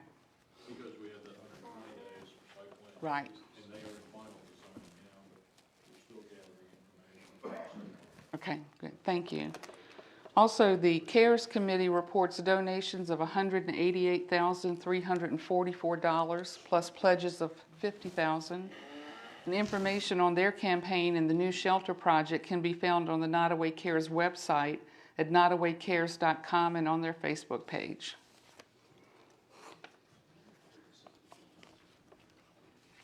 Mr. Bowen, would you provide an update on the comprehensive plan? Madam Chair, I yield to Greg Zodi on that one, if you would. Okay. Thank you. Thank you, Mr. Zodi. Hi, I'm Greg Zodi, planning director. This was my first meeting with the Comprehensive Planning Committee, and this will probably be close to the 10th one I've worked on. So this is, I never get tired of long-range planning. I'm so goofy that way. A couple of things that Todd touched on was that we still need to provide them with a zoning map, and I think it would be good for us as a planner, saying it'd be nice for us to have a comprehensive plan map and then a zoning map in the courthouse. I mean, for folks to see and to identify, the properties that we might be speaking of. So I'm going to work on producing a zoning map using the GIS.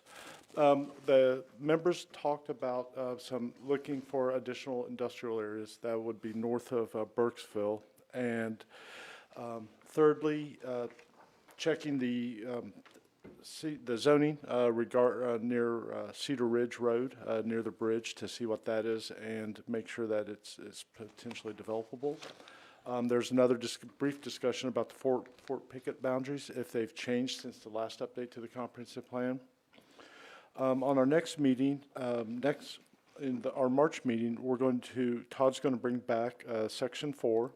He's also going to introduce Section 5, and I think with Section 4, it's just going over some of the land use, and also bring back an improved map, because there are some issues with the coloring that might mislead people. The blue for the water, and then you have a teal or a turquoise blue for industrial, and so that can be very confusing, except for young people like me. But anyway, one thing I did offer to bring to the committee was there was an ongoing discussion about what is the difference between general industrial, or just industrial uses, and business uses. And I think there's a heck of a lot of differences between those, like light and noise, hours of operation, so forth, footprints and everything. But what I wanted to do was bring the standard industrialization coding, and it's now changed to NCIS. It basically talks about the different levels of industry as well as businesses, and I think it'd be really good for us to have that as a reference point when we start looking at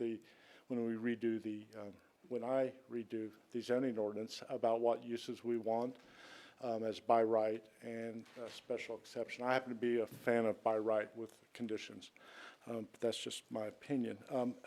Our next meeting is scheduled for March 15th, 2022.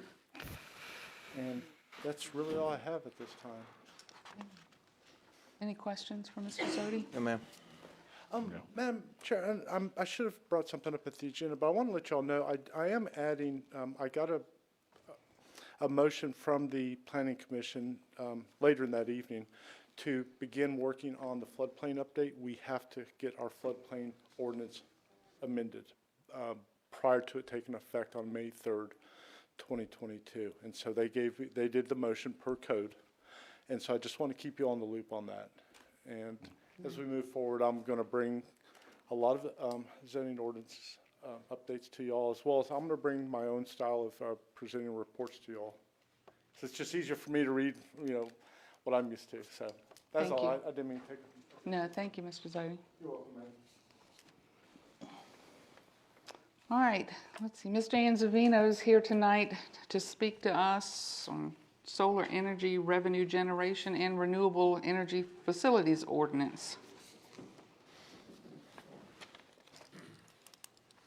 Good evening, Madam Chair, Good members evening. of the board. Back in Nottoway again, and pleasure to be here as always. I wanted to speak to you. Identified in your packet is a memorandum from Ted Costin, your county administrator, under 3 and 4, speaking to motions that you may need to consider if the report we're presenting this evening is acceptable. First thing I want to touch on is revenue sharing for solar facilities and revenue generation for solar facilities.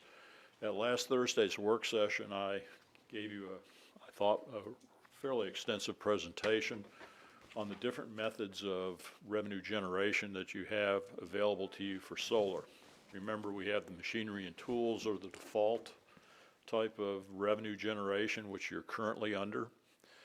Then there's the opportunity for revenue share, where larger facilities more than 5 megawatts in generating capacity are assessed a fee of $1,400 per megawatt on a continuing basis, with that amount increased every 5 years by 10% according to statute. The advantage of the revenue share is that once you lock into that, the General Assembly, State Corporation Commission can't really fiddle with the income that's coming in, much like they do with depreciation schedules and with the law as they do under the current or default ordinance. We also touched on the fact that you will have the opportunity, if you do adopt the amendments to the zoning ordinance, special exception section, which I'm going to touch on in a second, for siting agreements or host agreements, where you actually negotiate an agreement with the solar industry coming into the community on a case-by-case basis, and that has to be applied in one of 4 ways, but it can be used for general government, for budget, for capital, for your capital plan, as well as one other use. And so that will be available to you if you adopt a special exception. Your decision this evening, and Mr. Costin, as I said, has provided you with a recommended motion, is to move this draft ordinance, which I've placed at your seat this evening, modeled after Prince Edward's, to public hearing on March 17th at your regular board meeting. And if I could, since the motion combines both, which Mr. Costin has provided, combines both the special exception, moving that forward, as well as the taxation issue, I'd like to touch on the special exception as well, if you have no concern with that, Madam Chair. No, please do. Okay. And I would say, moving back to the revenue generation, you're only taking this to public hearing. It doesn't lock you into adopting it if you think that it's not going to work well for the county, but it gets it on the table. And the thought behind moving these both forward concurrently, adopting them at the same time, is because we think that there are potential applications in the pipeline which, after you adopt this, the ordinances, they will be filed probably within the next few days after adoption, and the staff will have to begin to review. And so having your revenues lined up and having your special exception requirements lined up is going to be good practice and will help the county move forward in a more coordinated fashion in review of the applications. In conjunction with the special exception, that has been, you've had a moratorium on receipt of applications for solar facilities, and we just found this out. Your records sometimes are not real good, as we found. since the middle of 2019. So you've essentially been in a moratorium. It will be 3 years this summer or late summer. The Planning Commission has been working diligently on this since December of 2020. And the Planning Commission has held 6 subcommittee work sessions. They've had 2 work sessions. They've had a joint work session with the Board of Supervisors, and then they had their public hearing on the draft ordinance on January the 18th. We've had various levels of review of the draft ordinance, both from the Planning Commission, your county administrator who has extensive planning experience, your county attorney, and the Rural Solar Development Coalition all have weighed in on the ordinance, as well as the public at the public hearing. And some of the industry representatives, such as Dominion Energy, and some of the potential applicants have weighed in on the ordinance as well. The ordinance as drafted is a model which, when I was a local government manager and administrator, we never tried to reinvent the wheel. We tried to take the wheel and make it turn a little faster. And what we've done with your ordinance is using a template provided to us by the Rural Solar Development Coalition. We picked the best out of several ordinances to make it fit and work for Nottoway County in concert with the Planning Commission. And this includes some parts of your ordinance come from Halifax County, from Dinwiddie County, from Brunswick County, from Sussex County. We've also looked at ordinances in Amelia, Orange, Appomattox, Gloucester, and Middlesex for certain conditions, certain requirements. So we've taken a broad look at what's going on in the industry, had it reviewed by the experts, and now you have a draft ordinance before you. At the public hearing at the Planning Commission level on the 18th, we had 6 speakers. I believe 3 of them were from out of the county.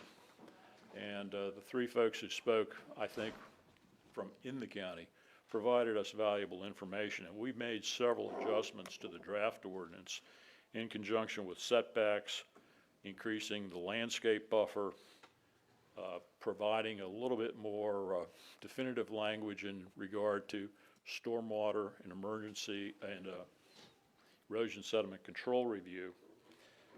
We built the buffer up from 50 feet to 100 feet, and that's included within the setback areas, which have increased significantly. Originally, the setback proposed was for 100 feet from the road right-of-way, 100 feet from property lines, and 300 feet from a residential structure. They are now, as proposed by the Planning Commission and recommended by some folks who spoke, 150 feet from the road right-of-way, 150 feet from property lines, 500 feet from a residence.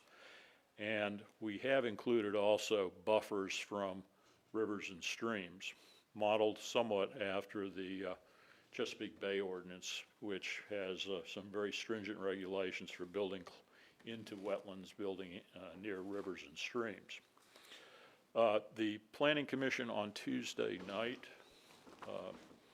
decided that they would recommend the ordinance to the board for public hearing, and in doing so, they also recommended that we eliminate the 2-mile radius from where the proposal was.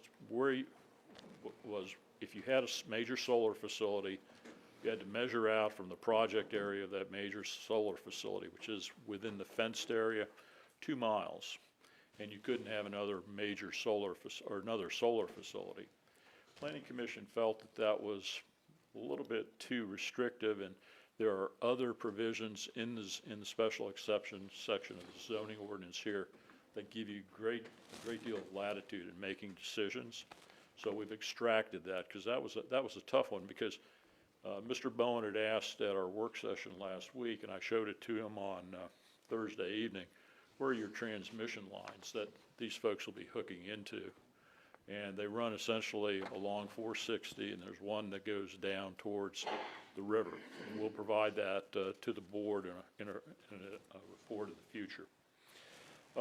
I've noted that the ordinance as redrafted includes a siting or host community language, and it is a very, I think, tight ordinance. You have no less than 12 or 13 different reports that have to be provided by the applicant to the Planning Commission, to the Board of Supervisors for review as part of the special exception. And you can reject the application depending with failure of them to satisfy any of those reports. I won't go into details on the site plan. The site plan section of this that the staff will be reviewing and will be part of the application process also has extensive information which needs to be provided. And we've honed in on some of the issues that were mentioned by the public at the public hearing in regard to stormwater runoff, as I said, erosion sediment control. You have a section in there that you have to have a report on the impact of the facility on historic resources. That was mentioned at the public hearing, that there was a church nearby an area where there may be a solar facility. So that would be included in a historic resources study and would be something that the board and the Planning Commission would be considering. So with that, you have a clean copy of the redraft of the draft. So this is the final document which would be posted for public hearing. And we would suggest both the ordinance for the fees for the revenue sharing as well as for the revisions to the special exception permit, the renewable energy section of your zoning ordinance be advertised at your March 17th meeting. Coupled with that, Greg and I are developing, and this will also be, we would also ask you to include in your motion a revision to the fee structure, because we need to update the fee structure for review of major site plans so that you capture as much money as you can for the review of the site plan. There is a provision in the ordinance for you to, for any section where the staff lacks the capability to provide a good review, to hire a third-party firm at the expense of the applicant. So it won't be an expense on the county, but still there will be staff time dedicated to this. Greg and I were talking today, and he's a little concerned because these are not going to be small applications. These are going to be highly complex, as I mentioned last Thursday evening, and it's going to be something that you will have a lot of public comment on. So, and these are the types of applications, because these are like a major industrial use coming into your community. You got to get it right. It's there for 30 or 40 years. You have provisions to protect should it not work out, and there are bonds that are required to decommission the facilities. But still, it's going to be there. You want it to be as inobtrusive as possible, to be the maximum benefit to the county as possible. And so it'll be a deliberative and slow process of review. So we would like you to consider Mr. Costin's suggested motion to move these to public hearing, coupled with revisions to the fee structure at your March 17th meeting. And of course, we'll provide that information to you well in advance of your March 17th meeting for the fee structure adjustments. Happy to answer any questions. Any questions for Mr. Anzavino? No, Madam Chair, I think we need to go ahead and move on. Yep. So, so Mr. Costin in his memo gave us two potential motions, and I just want to clarify, everything's gone through the Planning Commission now? Yes. Okay. Yeah, and the Planning Commission has recommended to take it to the board. Okay. Yep, with approval. Well, they've recommended that the board take it to public hearing. They did that Tuesday evening. That's right. I think they wanted to get it off their plate and put it on. Which I don't blame. So Madam Chair, let's see, make sure I get this right and listen to Mr. Costin, you would. I make a motion, we move to authorize staff to prepare the necessary documents and advertise for a public hearing to consider a solar energy revenue generation ordinance, as well as a public hearing to consider a zoning ordinance amendment concerning renewable energy facilities with a few revisions with the fee structure. I second that motion. All right. We have a motion and a second. Is there any discussion? All in favor signify with aye. Aye. Any opposed? All right, the motion passes as presented. Thank you, Madam Chair, and we'll see you again on the 17th, and if you don't mind, I'm going to take my leave and Yes. drive back to Urbana. Thank you very much, Mr. Anthony. Be safe. Take care. Good seeing you. Thank you.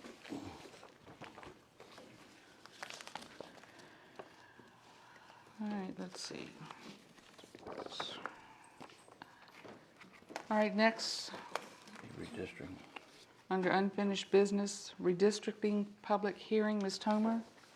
You all have the memo provided by Mr. Costin in relation to this, just as a brief. Just so everyone is aware, the root cause here is the redistricting process was delayed due to slow release of census data. And this has caused concern from Registrar Reynolds as he has a June primary to prepare for. He's worried about getting the new voter cards out in time for that primary. So the process for the county's redistricting includes written meets and bounds description of each district. This is a very tedious and time-consuming task. The staff is currently working on it, and they continue to work on it, but it's taking time. So after that, legal counsel must review the document before a public hearing is advertised, and has suggested that should this process not be complete in sufficient enough time ahead of the June primary, the existing districts and voting precincts stand as they are and should be used. The board can still take action tonight if it wishes, but staff recommends that any motion allow flexibility, accommodating some language that in hopes of accommodating the original April deadline, that we would get it done at the earliest possible occasion. Any questions or points of clarification for Ms. Tomer about this? So there's a suggested motion in the package. Do we have a motion to authorize staff to prepare the necessary documents and advertise for a public hearing on redistricting? Madam Chair, I move to authorize staff to prepare the necessary documents and advertise for a public hearing on the redistricting plan resulting from the redistricting committee's efforts at the earliest possible occasion. We have a second? Any discussion? All right, we have a motion and a second. All in favor respond with aye. Aye. Any opposed? The motion passes, and staff will move forward with preparations for a redistricting public hearing.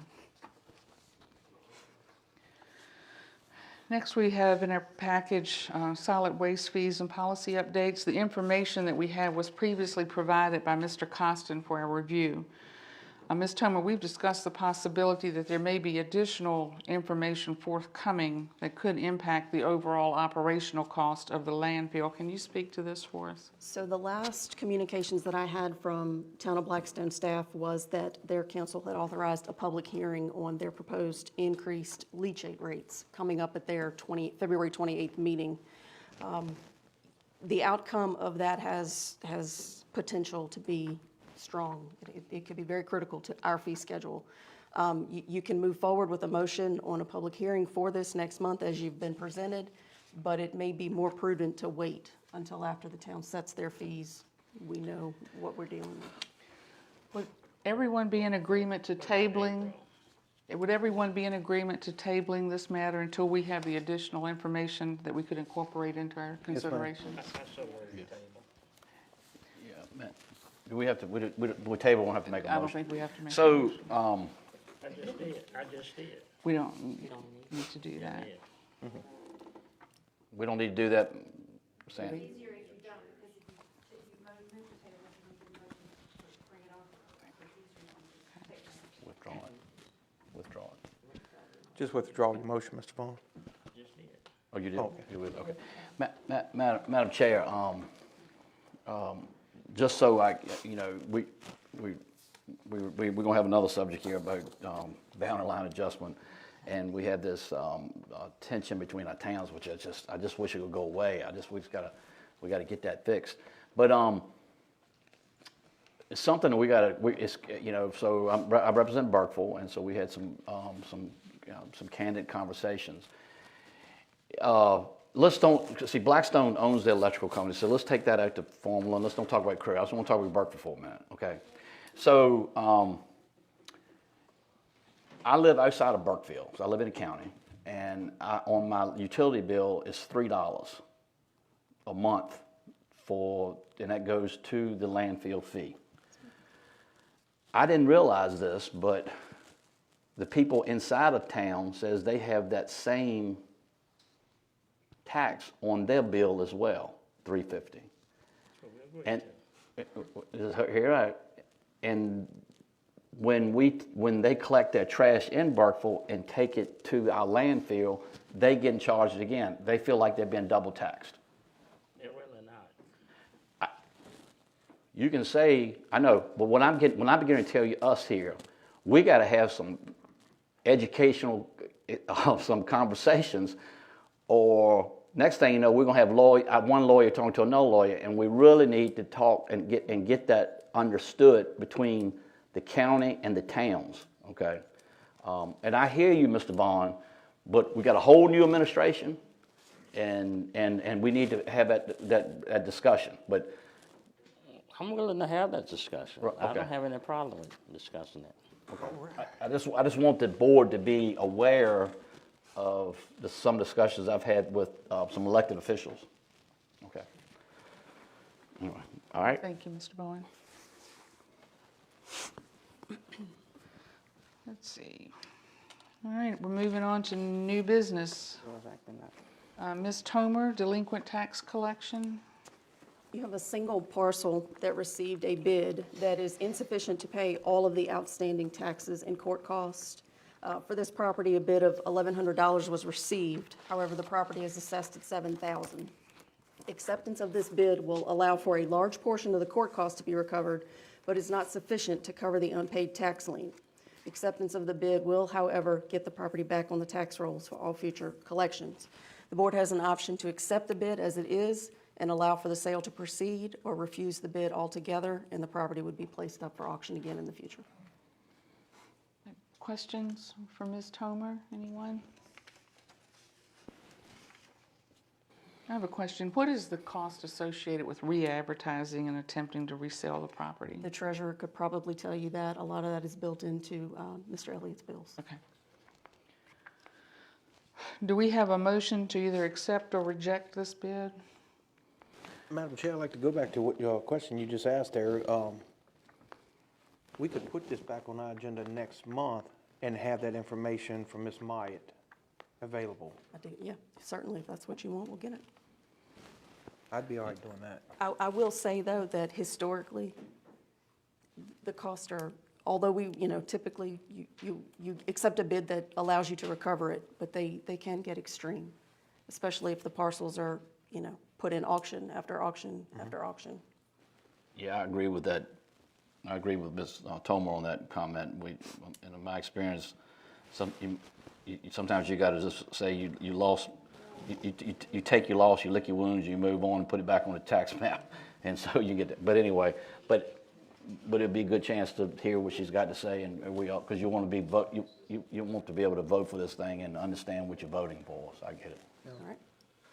Okay, so are we tabling this or I'd be all right deferring it? Tabling and ask some kind of comment from. We'll just take no action tonight, and we'll put it back on the agenda. Okay. Next month. All right, let's see. Next, under new business, lease renewal, U.S. Post Office. Ms. Tomer? This is the renewal of the 5-year lease of the building used by the U.S. Postal Service here on the complex. This renewal would take effect July 1st of the current year and run through June 30th of 2027. The annual rate is $6,680. Anyone have any questions for Ms. Tomer about this? Do we have a motion to renew the lease for the U.S. Postal Service building located at 329 West Courthouse Road, Nottoway, Virginia, for a period of 5 years from July 1 to June 22 to June 30th, 27, at an annual rate of $6,680? So moved. Second. All right, we have a motion and a second. Any discussion? Sir? Renew the lease. All in favor signify with aye. Aye. Any opposed? The motion passes and the lease as described is renewed.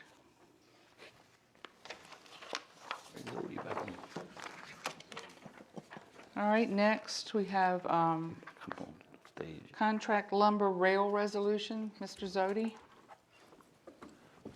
I would make a pun about lumber, but it's kind of getting late in the evening, so I won't. Before you have a memorandum staff drafted regarding this resolution before you for contract lumber. They're seeking to get funding, rail industrial access funding, and I believe it's through VDRIP, Virginia Department of Rail and Public Transportation. And they aren't seeking any funding from the county. They're just seeking support so they can turn that document over. Staff's suggested motion is to adopt the resolution in support of contract lumber applying for financial industrial rail access grant funds. And I think it's worthy of the board's consideration and approval because, as I mentioned during the previous report, it is generating jobs. It's adaptive reuse of facility, and it's going to generate more revenue for our tax base. And I think it's a very important step that we take moving forward. Okay, thank you. Mr. Wallace? I move that we adopt the resolution. All right, we have a motion to adopt the resolution in support of Contract Lumber's application for $157,219 in rail industrial access funds. Is there a second? Second. Is there any discussion? Yes, ma'am, discussion, if we could. Greg, so just this resolution, we just, grant money, we just lost a little bit because on another project. I mean, you don't know about that, but anyway. At this point, this is resolution, we're not obligating like co-signing anything or anything like that, correct, to make submission? That is correct, sir. If I can say something, so I've been working with Linda Balderson, who's in charge of this grant program with the state. There is nothing that comes out of the county. This is a state fund. Okay. It holds you guys not liable whatsoever. Essentially, what they're looking for is support from the county that this isn't going to cause any disruptions. Oh, okay, gotcha. That's all All right, it is. all right, So, thank you. And the reason we do it is because it takes trucks off the road. Yeah. We can bring the stuff in via Makes- rail. And that's something that came up at the planning commission. Yep. They don't want the trucks, could cause. Exactly, Okay. exactly. So, All right. thank you. Thank you, Madam Chair. All right, so we have a motion and a second on the floor. All in favor signify with aye. Aye. Any opposed? The motion to adopt the resolution as stated passes. Thank you. Before we proceed with Sheriff Jones and Mr. Hyde's presentations on the next two agenda items, I want to provide for your consideration the following summary excerpt related to these matters from Mr. Costin's monthly report. Regarding the public safety communication system, Mr. Costin has emphasized how critical he believes it is for this board to act favorably on the two matters being presented to us this evening. Mr. Costin references the recent financial plan presented to us by Davenport and the fact that a new public safety communication system was included in that report as part of a capital improvement plan. He suggests that though not factored into the financial plan, we should consider the potential for revenue from solar facilities to serve as a funding source for the new emergency communication system as well as for other capital projects. Sheriff Jones and Mr. Hyde have two presentations for us this evening. One, a request for funding to repair or replace components of the existing emergency communication system, and the other, a request to approve a proposal for the management and implementation of a new and reliable emergency communication system by a proven project engineering company that will provide expertise lacking at our local level. Mr. Costin reports that he's received two favorable references on this company, and along with specific examples of significant money savings by localities that utilize the services. He's recommending that the board authorize him to execute a service agreement with this company, and he reports that funding for phase one of the project is available in the current year's budget. He adds that the cost of the two requests considered together will exceed the budget for public safety communication upgrades in the current year budget. To accomplish the project, it will be necessary to access general fund reserves. Mr. Costin further notes that the emergency communications system should have been upgraded at least 10 years ago. His full report in its entirety is included in your board package. Sheriff Jones, when I turn it over to you about the components. Well, first of all, you've got in your packet the letter, basically talking about the components of our system. Everybody knows our radio system, 30-plus years old. And right now, what we were working on was a mixture of stuff Comptronics was able to cobble together. The system we have in place is actually older than the system we had, but it is working at this point. The issue is basically they were able to find some cards and do what their magic, as I'm gonna call it, and program these cards and get them to work in the system that we have now. But what we need to do is go ahead and replace that system. The older stuff, if it breaks again, it'll probably be another 3 or 4 months before we can get parts. We went through that when we got hit by lightning. It was December 2nd. We got hit by lightning August 15th, 16th, somewhere around that time. It was December 2nd before we were ever fully functional in that dispatch center again, just because they could not, there's no parts to get. So the fix is basically the new consoles, get them in. The parts are already there. Basically, I've been told the console will take, once we decide to do it, 6 weeks from the day we execute to do it, it'll be done. And that'll take us into the new radio system anyway, which we figure is 3 years down the road. So that's kind of where we're at. I don't know if you have any questions about that or. Any questions for Sheriff Jones? Madam Chair, I don't have any questions, just a comment. Hopefully we can fix the air conditioner too while we. But Sheriff, that's not your business, I get it. So John Rourke here made a good point last week at the work session. Okay, so in our Davenport plan, we talked about, we got to get this done, and the sheriff has really made it clear. And you mentioned about, we want to remodel the complex, and we're trying to figure out if we put this infrastructure in and then we remodel the complex and move you, we got to remove all that infrastructure. Is it a way to keep that tied in somehow, Sheriff? Do you understand what I'm saying? Well, what we're doing at this point is just patching what's in the dispatch. Okay, so we ain't even get to the other. Yeah, we ain't even.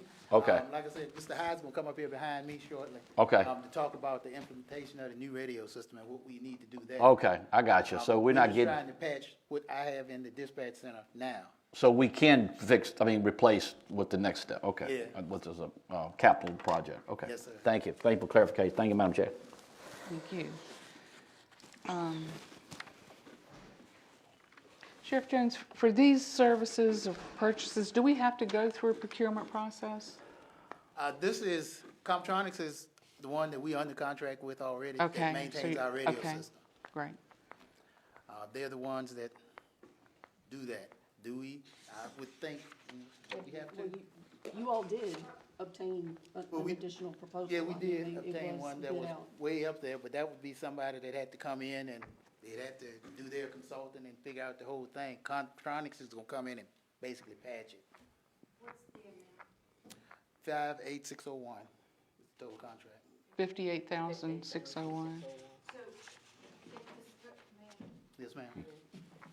if the scope of your current contract if this would be within the scope of your current contract, then yes. The other thing that, and I haven't reviewed that contract, but the other thing that is true with a lot of these communications companies is that they have cooperative procurement agreements with lots of other jurisdictions. So it is likely, again, I have not seen this specific contract, nor have I reviewed whether they have cooperative procurement arrangements in place under another contract. But it is likely that one of those two things would be true. It would be good to look at it just to be sure. But my guess is one of those two things would hold true and that you would be fine. Yes, it is under state contract or the state contract issue. I know that. The salesman did tell me that. Madam Chair, if I could, so clarification, if it's on the state contract, we can go ahead and move on this, is that correct? Yes, because Okay. the procurement rules I want you to get this, and if we wait, then it's gonna be another month before we can get there, and you can have it done in 6 weeks. Exactly. Yeah, okay. You could say that in the motion, John, as long as it's on this. Right. Okay. Right. And have staff review that. So do we have a motion for approval of the request from Sheriff Jones? Yes, ma'am. I move to approve the purchase of the dispatch center radio consoles for the Emergency Communication Center at a cost of $58,601 to repair and replace vital components of the equipment in the county emergency communication centers, and authorize the county administrator to sign and execute all documents associated with the communication system repair and replacement project pending verification of proper procurement procedures. Do you have a second? Second. We have a motion and a second to approve $58,601 for Sheriff Jones. All in favor signify with aye. Aye. Aye. Any opposed? The motion passes as presented. Thank you, Sheriff Jones. All right. That's a big tenfold. He can actually say that. He can actually hear it.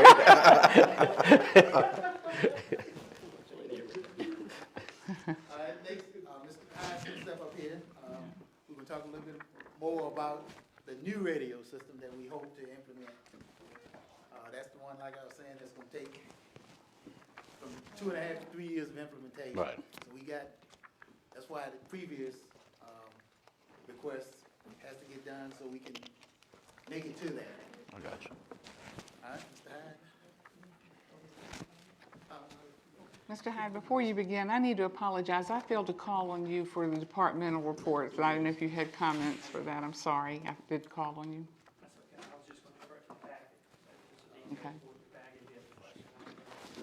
Thank you. Sounds like Mr. Constant covered everything in his letter too. Yeah. All right, thank you, Sheriff. Thank you. Madam Chair, members of the board, Ms. Tomer, staff, and citizens. Good evening. I'll try to make this brief. Mr. Costa did have some good comments in there that I had, so I'll go on and eliminate those off of my talking points. But I do want to give you a little bit, because this is a huge project. I mean, it's really, it's exciting. But I just want to brush the surface on some things that are not in your cover. But in your packet, you have a cover letter that we prepared, and also the project engineering agreement from CTA out of Lynchburg. And I'll move in a little bit more into that, and they are in the audience tonight for any further questions if you have any. Again, this is a large project. It's very important to us. And wow, board, what a difference in a year ago, right? We're sitting on February 17th right now. I can remember running chainsaws last year, wondering if I was going to make it home, trees popping like, firecrackers. And now this year, we're helping in a different way. So what we're trying to do tonight, and what we've been moving on for the last couple months with the sheriff, is trying to help our responders do a better job, and also make it safer for them. So the key points for this system moving forward, as you look at this agreement, this is just the beginning phase of, like what Sheriff said, Sheriff Jones said, about a 3-year project. Now, we're hoping for a little less than that, but that would probably be about worst case scenario is 3 years for the project. But the key points to remember here is that this is a need for a modern, reliable system, as he alluded to, but the safety for law enforcement and firefighters and EMS personnel that we all, love so dearly and we're a part of, and we're out helping, in a high-risk environment every day. And speaking from the field on that, but this radio system will allow us to, when we need help quickly, we can be heard clearly. And that's the key to the new communications of 2022.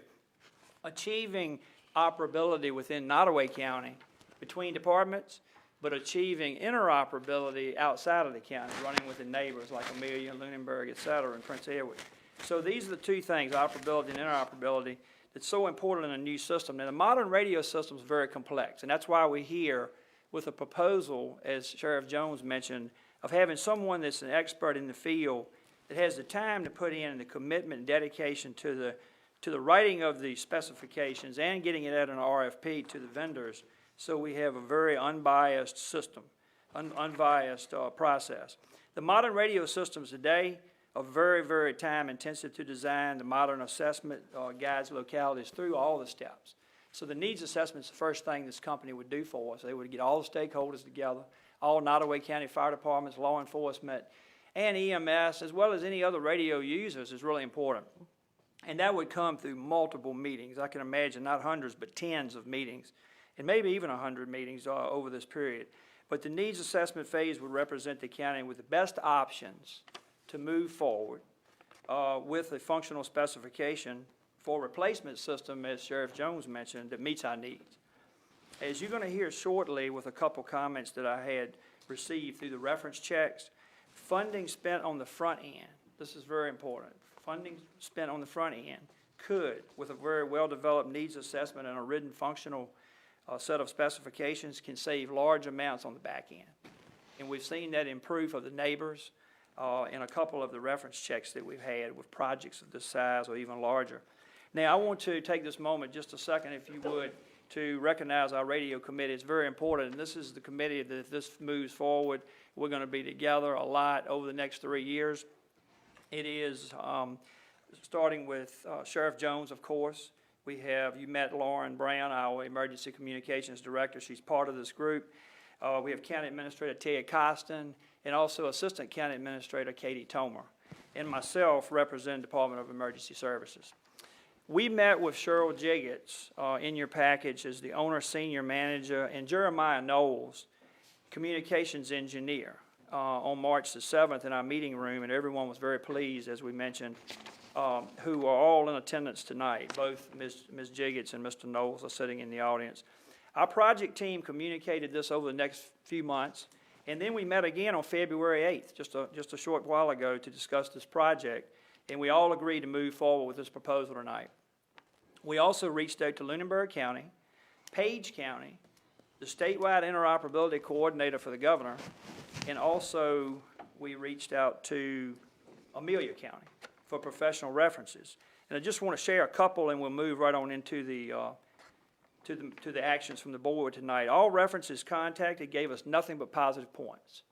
We had recent experiences with CTA, the company we're talking about tonight, with similar projects, and comments included things like this. These are quotes. CTA broke the complex information down for everyone involved on the project so that others could understand.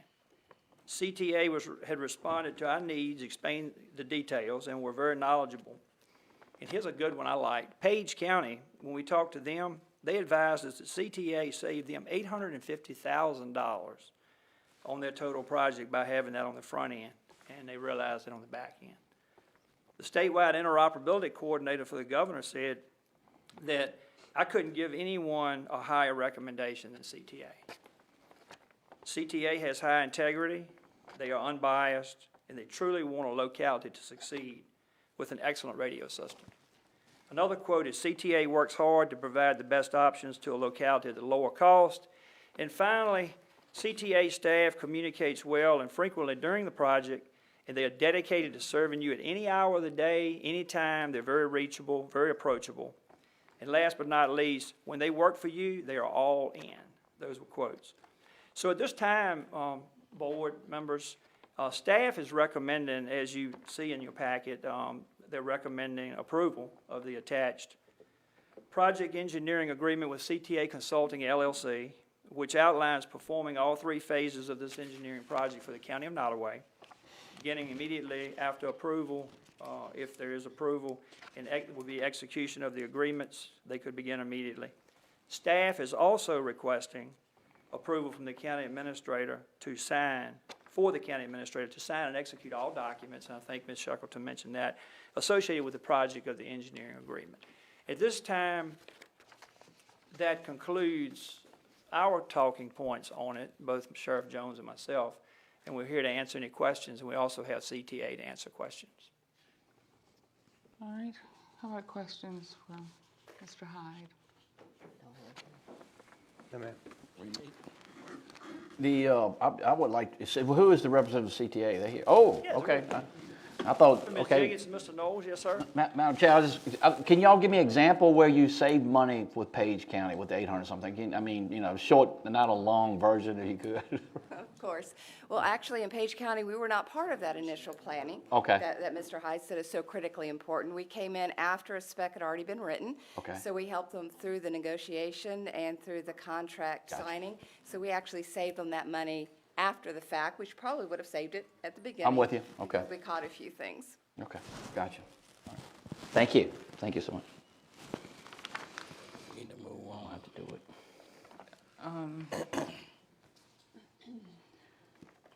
So, Mr. Hyde, for this agreement, we'd be looking at, in total, around $274,000, is that correct?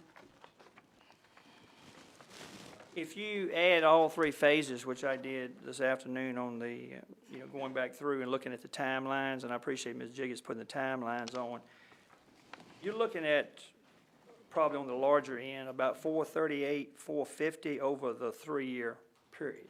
Well, over the period that's listed here, which is to December 2024, which are 3 phases. The third phase obviously is on a monthly figure, so it could be less, but I think she went with the larger worst-case scenario, and it's 21 months. I count 21 months on that last phase. And that's in your packet, along with the prices and the timelines. And she went back and put the timelines in after Mr. Costin and I had asked her to, and Ms. Tomer, we'd all ask her to have those in. And the good news is, the first phase, as Ms. Shackleton said earlier, can be done on this fiscal year at $38,950. And that gets the ball going. Yeah. And then we go into fiscal year 23, which is where a lot of this will take place. You're looking at $84,500 during fiscal year 23. And this is where you're also going to start purchasing your equipment. So this is the study and the RFP writing, but then sometime in FY 23, we're going to start probably acquiring some equipment. And then as you roll into the implementation phase, and the third phase would be FY 24 and FY 25. So when I say 438, 450, what I came up with on the total, and that, that's a rough total, but out of adding the 3 phases, considering they run as projected, they could be shorter. You are spreading that money out over the 3-year, all the way to FY 25, the way we see it. And then, of course, your hardware is coming in there too. And another thing too, I've dealt with radio projects of this magnitude before. There's financing available. So a lot of people don't talk about that, but these companies do come up with some pretty good financing plans. Madam Chair, I do have a question. That's what I was going to ask you about. Even though if we enter into this, and number one, all procurement procedures have been secured to move forward on this as it stands right now, correct? That's correct. And if you would like Ms. Jiggets to talk about that cooperative purchasing that our county attorney mentioned, this is under that cooperative purchasing agreement, and that's in your packet as well. Okay. The other question I would have is, you've got these huge infrastructure packages out here. Even if we approve this, we can still apply for any of those grants, correct, moving forward? Okay, all right. As a matter of fact, we'll even start with possibly some of our services in this VDEM year, which will be a March, I have to get on that quickly, but a March, April timeframe. So we'll support you with grants all through the process. If that's the case, Madam Chair, I'd be ready to move forward. Mr. Vaughn, or someone? I think we need to move forward. Yeah, move forward with it. It's in our, we decided that's in our plan. Okay. All right. Yeah.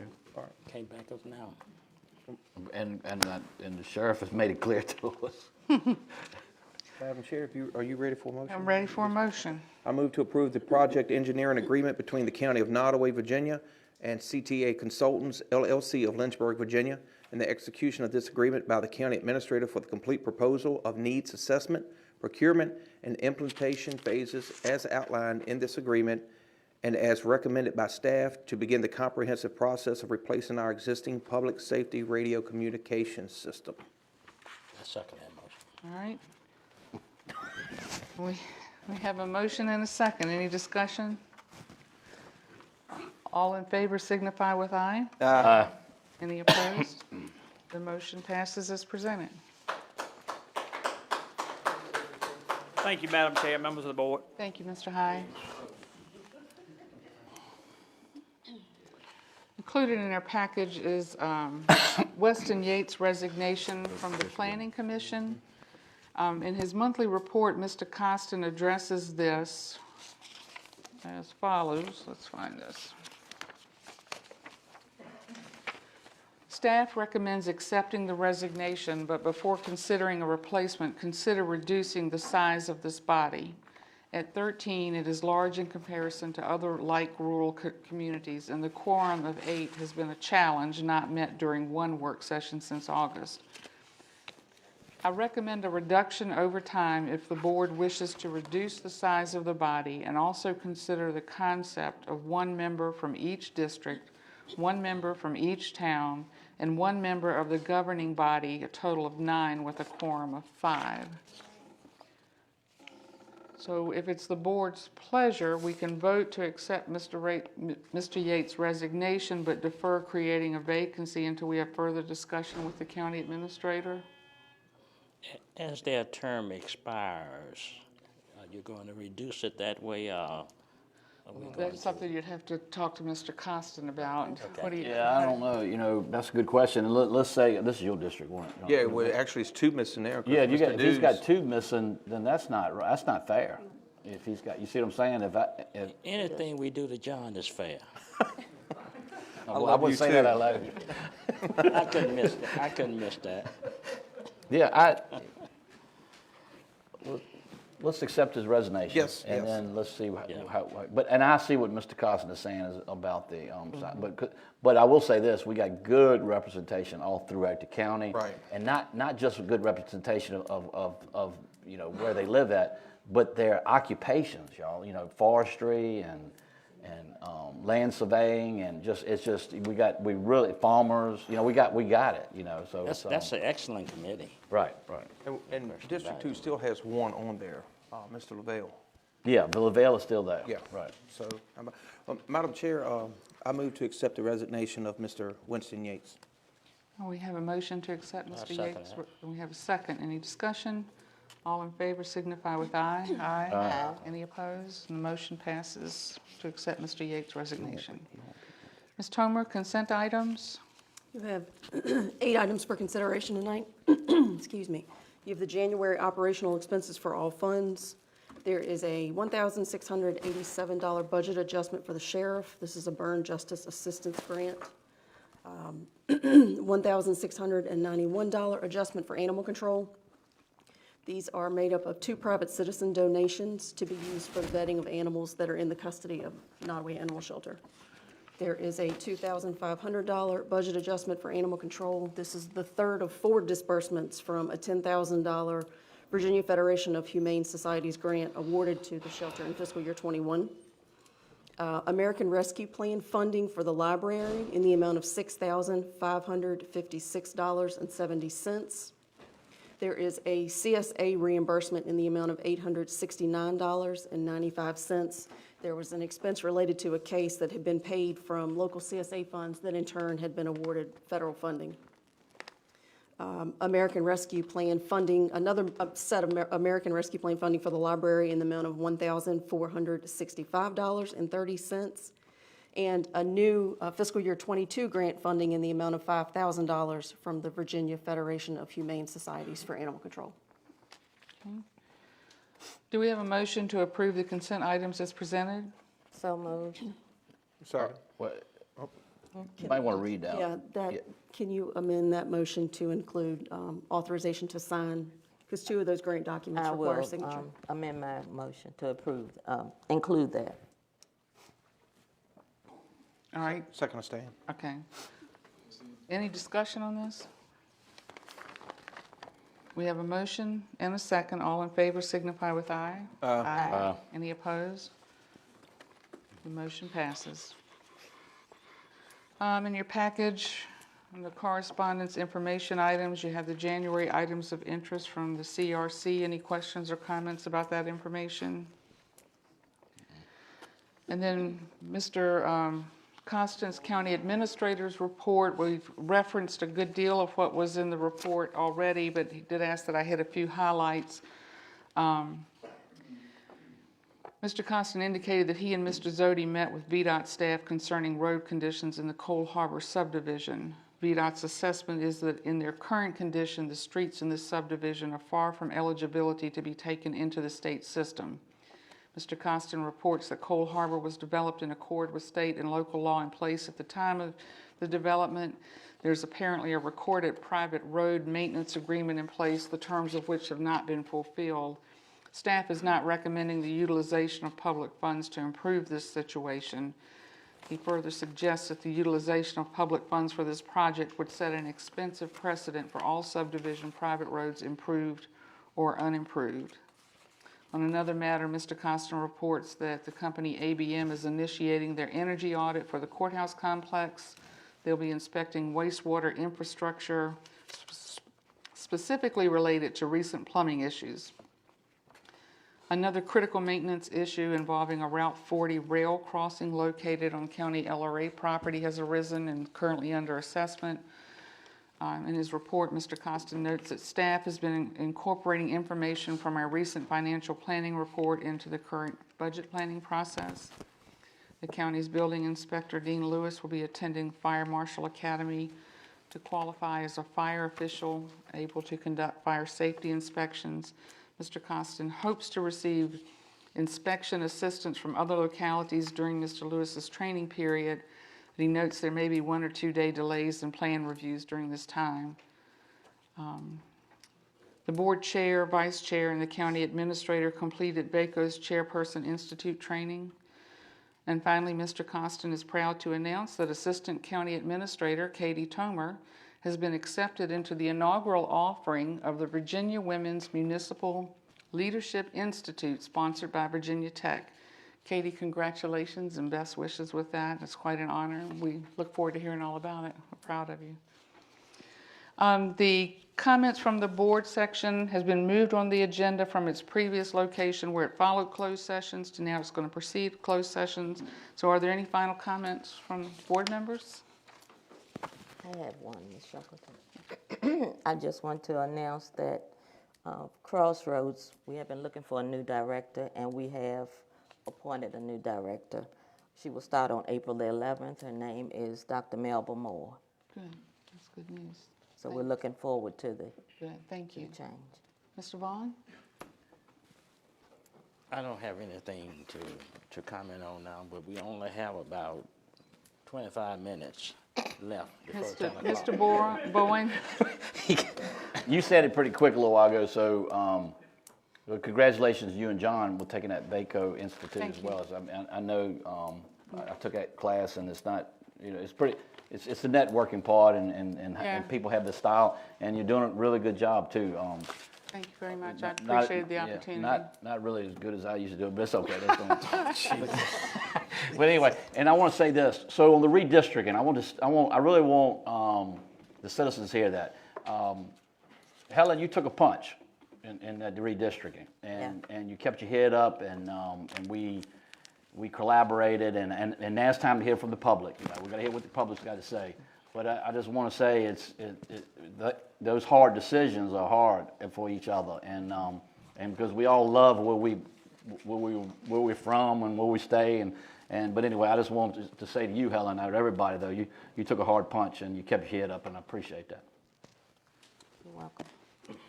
Mr. Rourke? Yeah, I mean, you can't ignore some of the things that you heard here tonight at the beginning of this meeting. And all I would ask is that the public not jump to conclusions and allow the facts to come out. Thank you. Thank you. All right, the motion to enter closed session is provided on the agenda. Ms. Simmons, would you present that motion for us? Yes, I will. I've got it. You got it? Okay. Yes.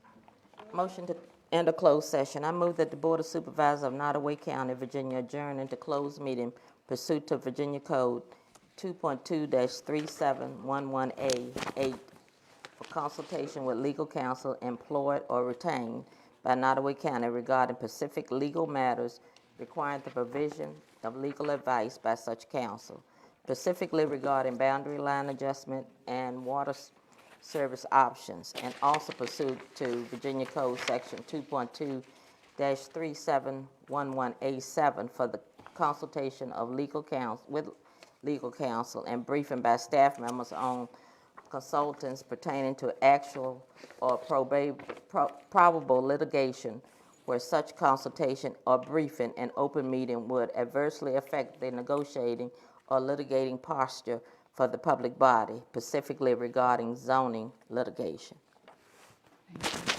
All right, Madam Chair, if I may, I'd just like the record to show that I do object to the first part of the executive session on the matter of the spirit of the law.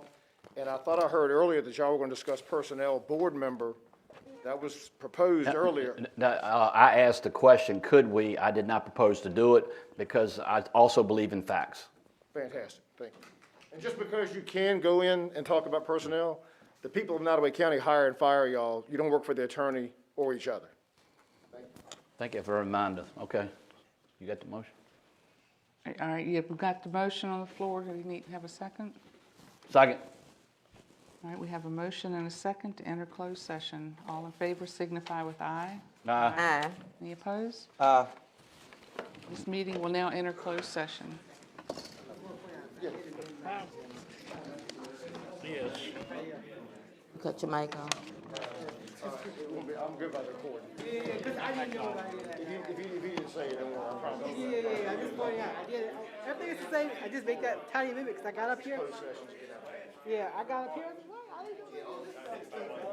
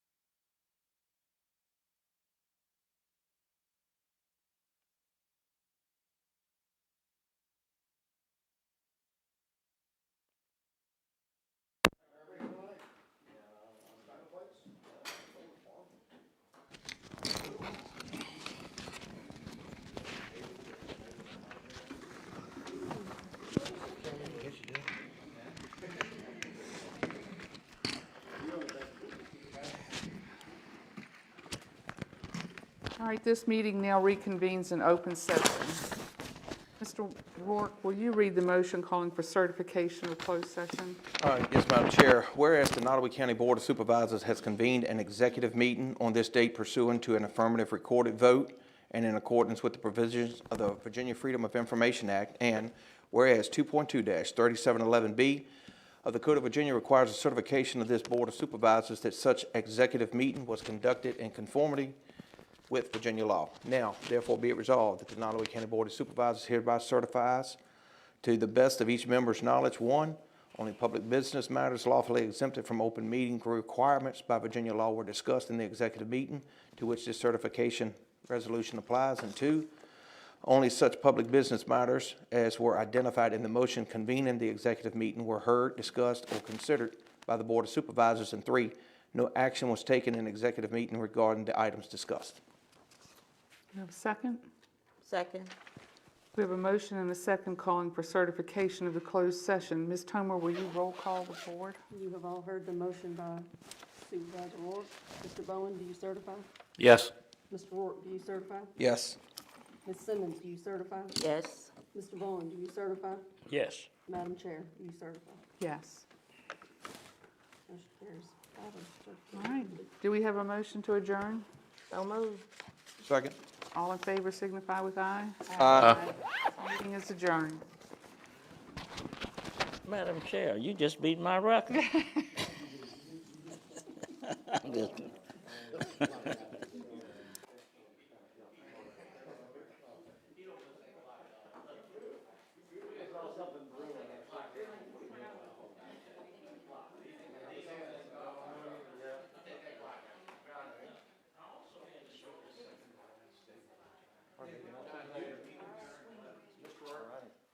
The motion that you just read, you have an extra copy?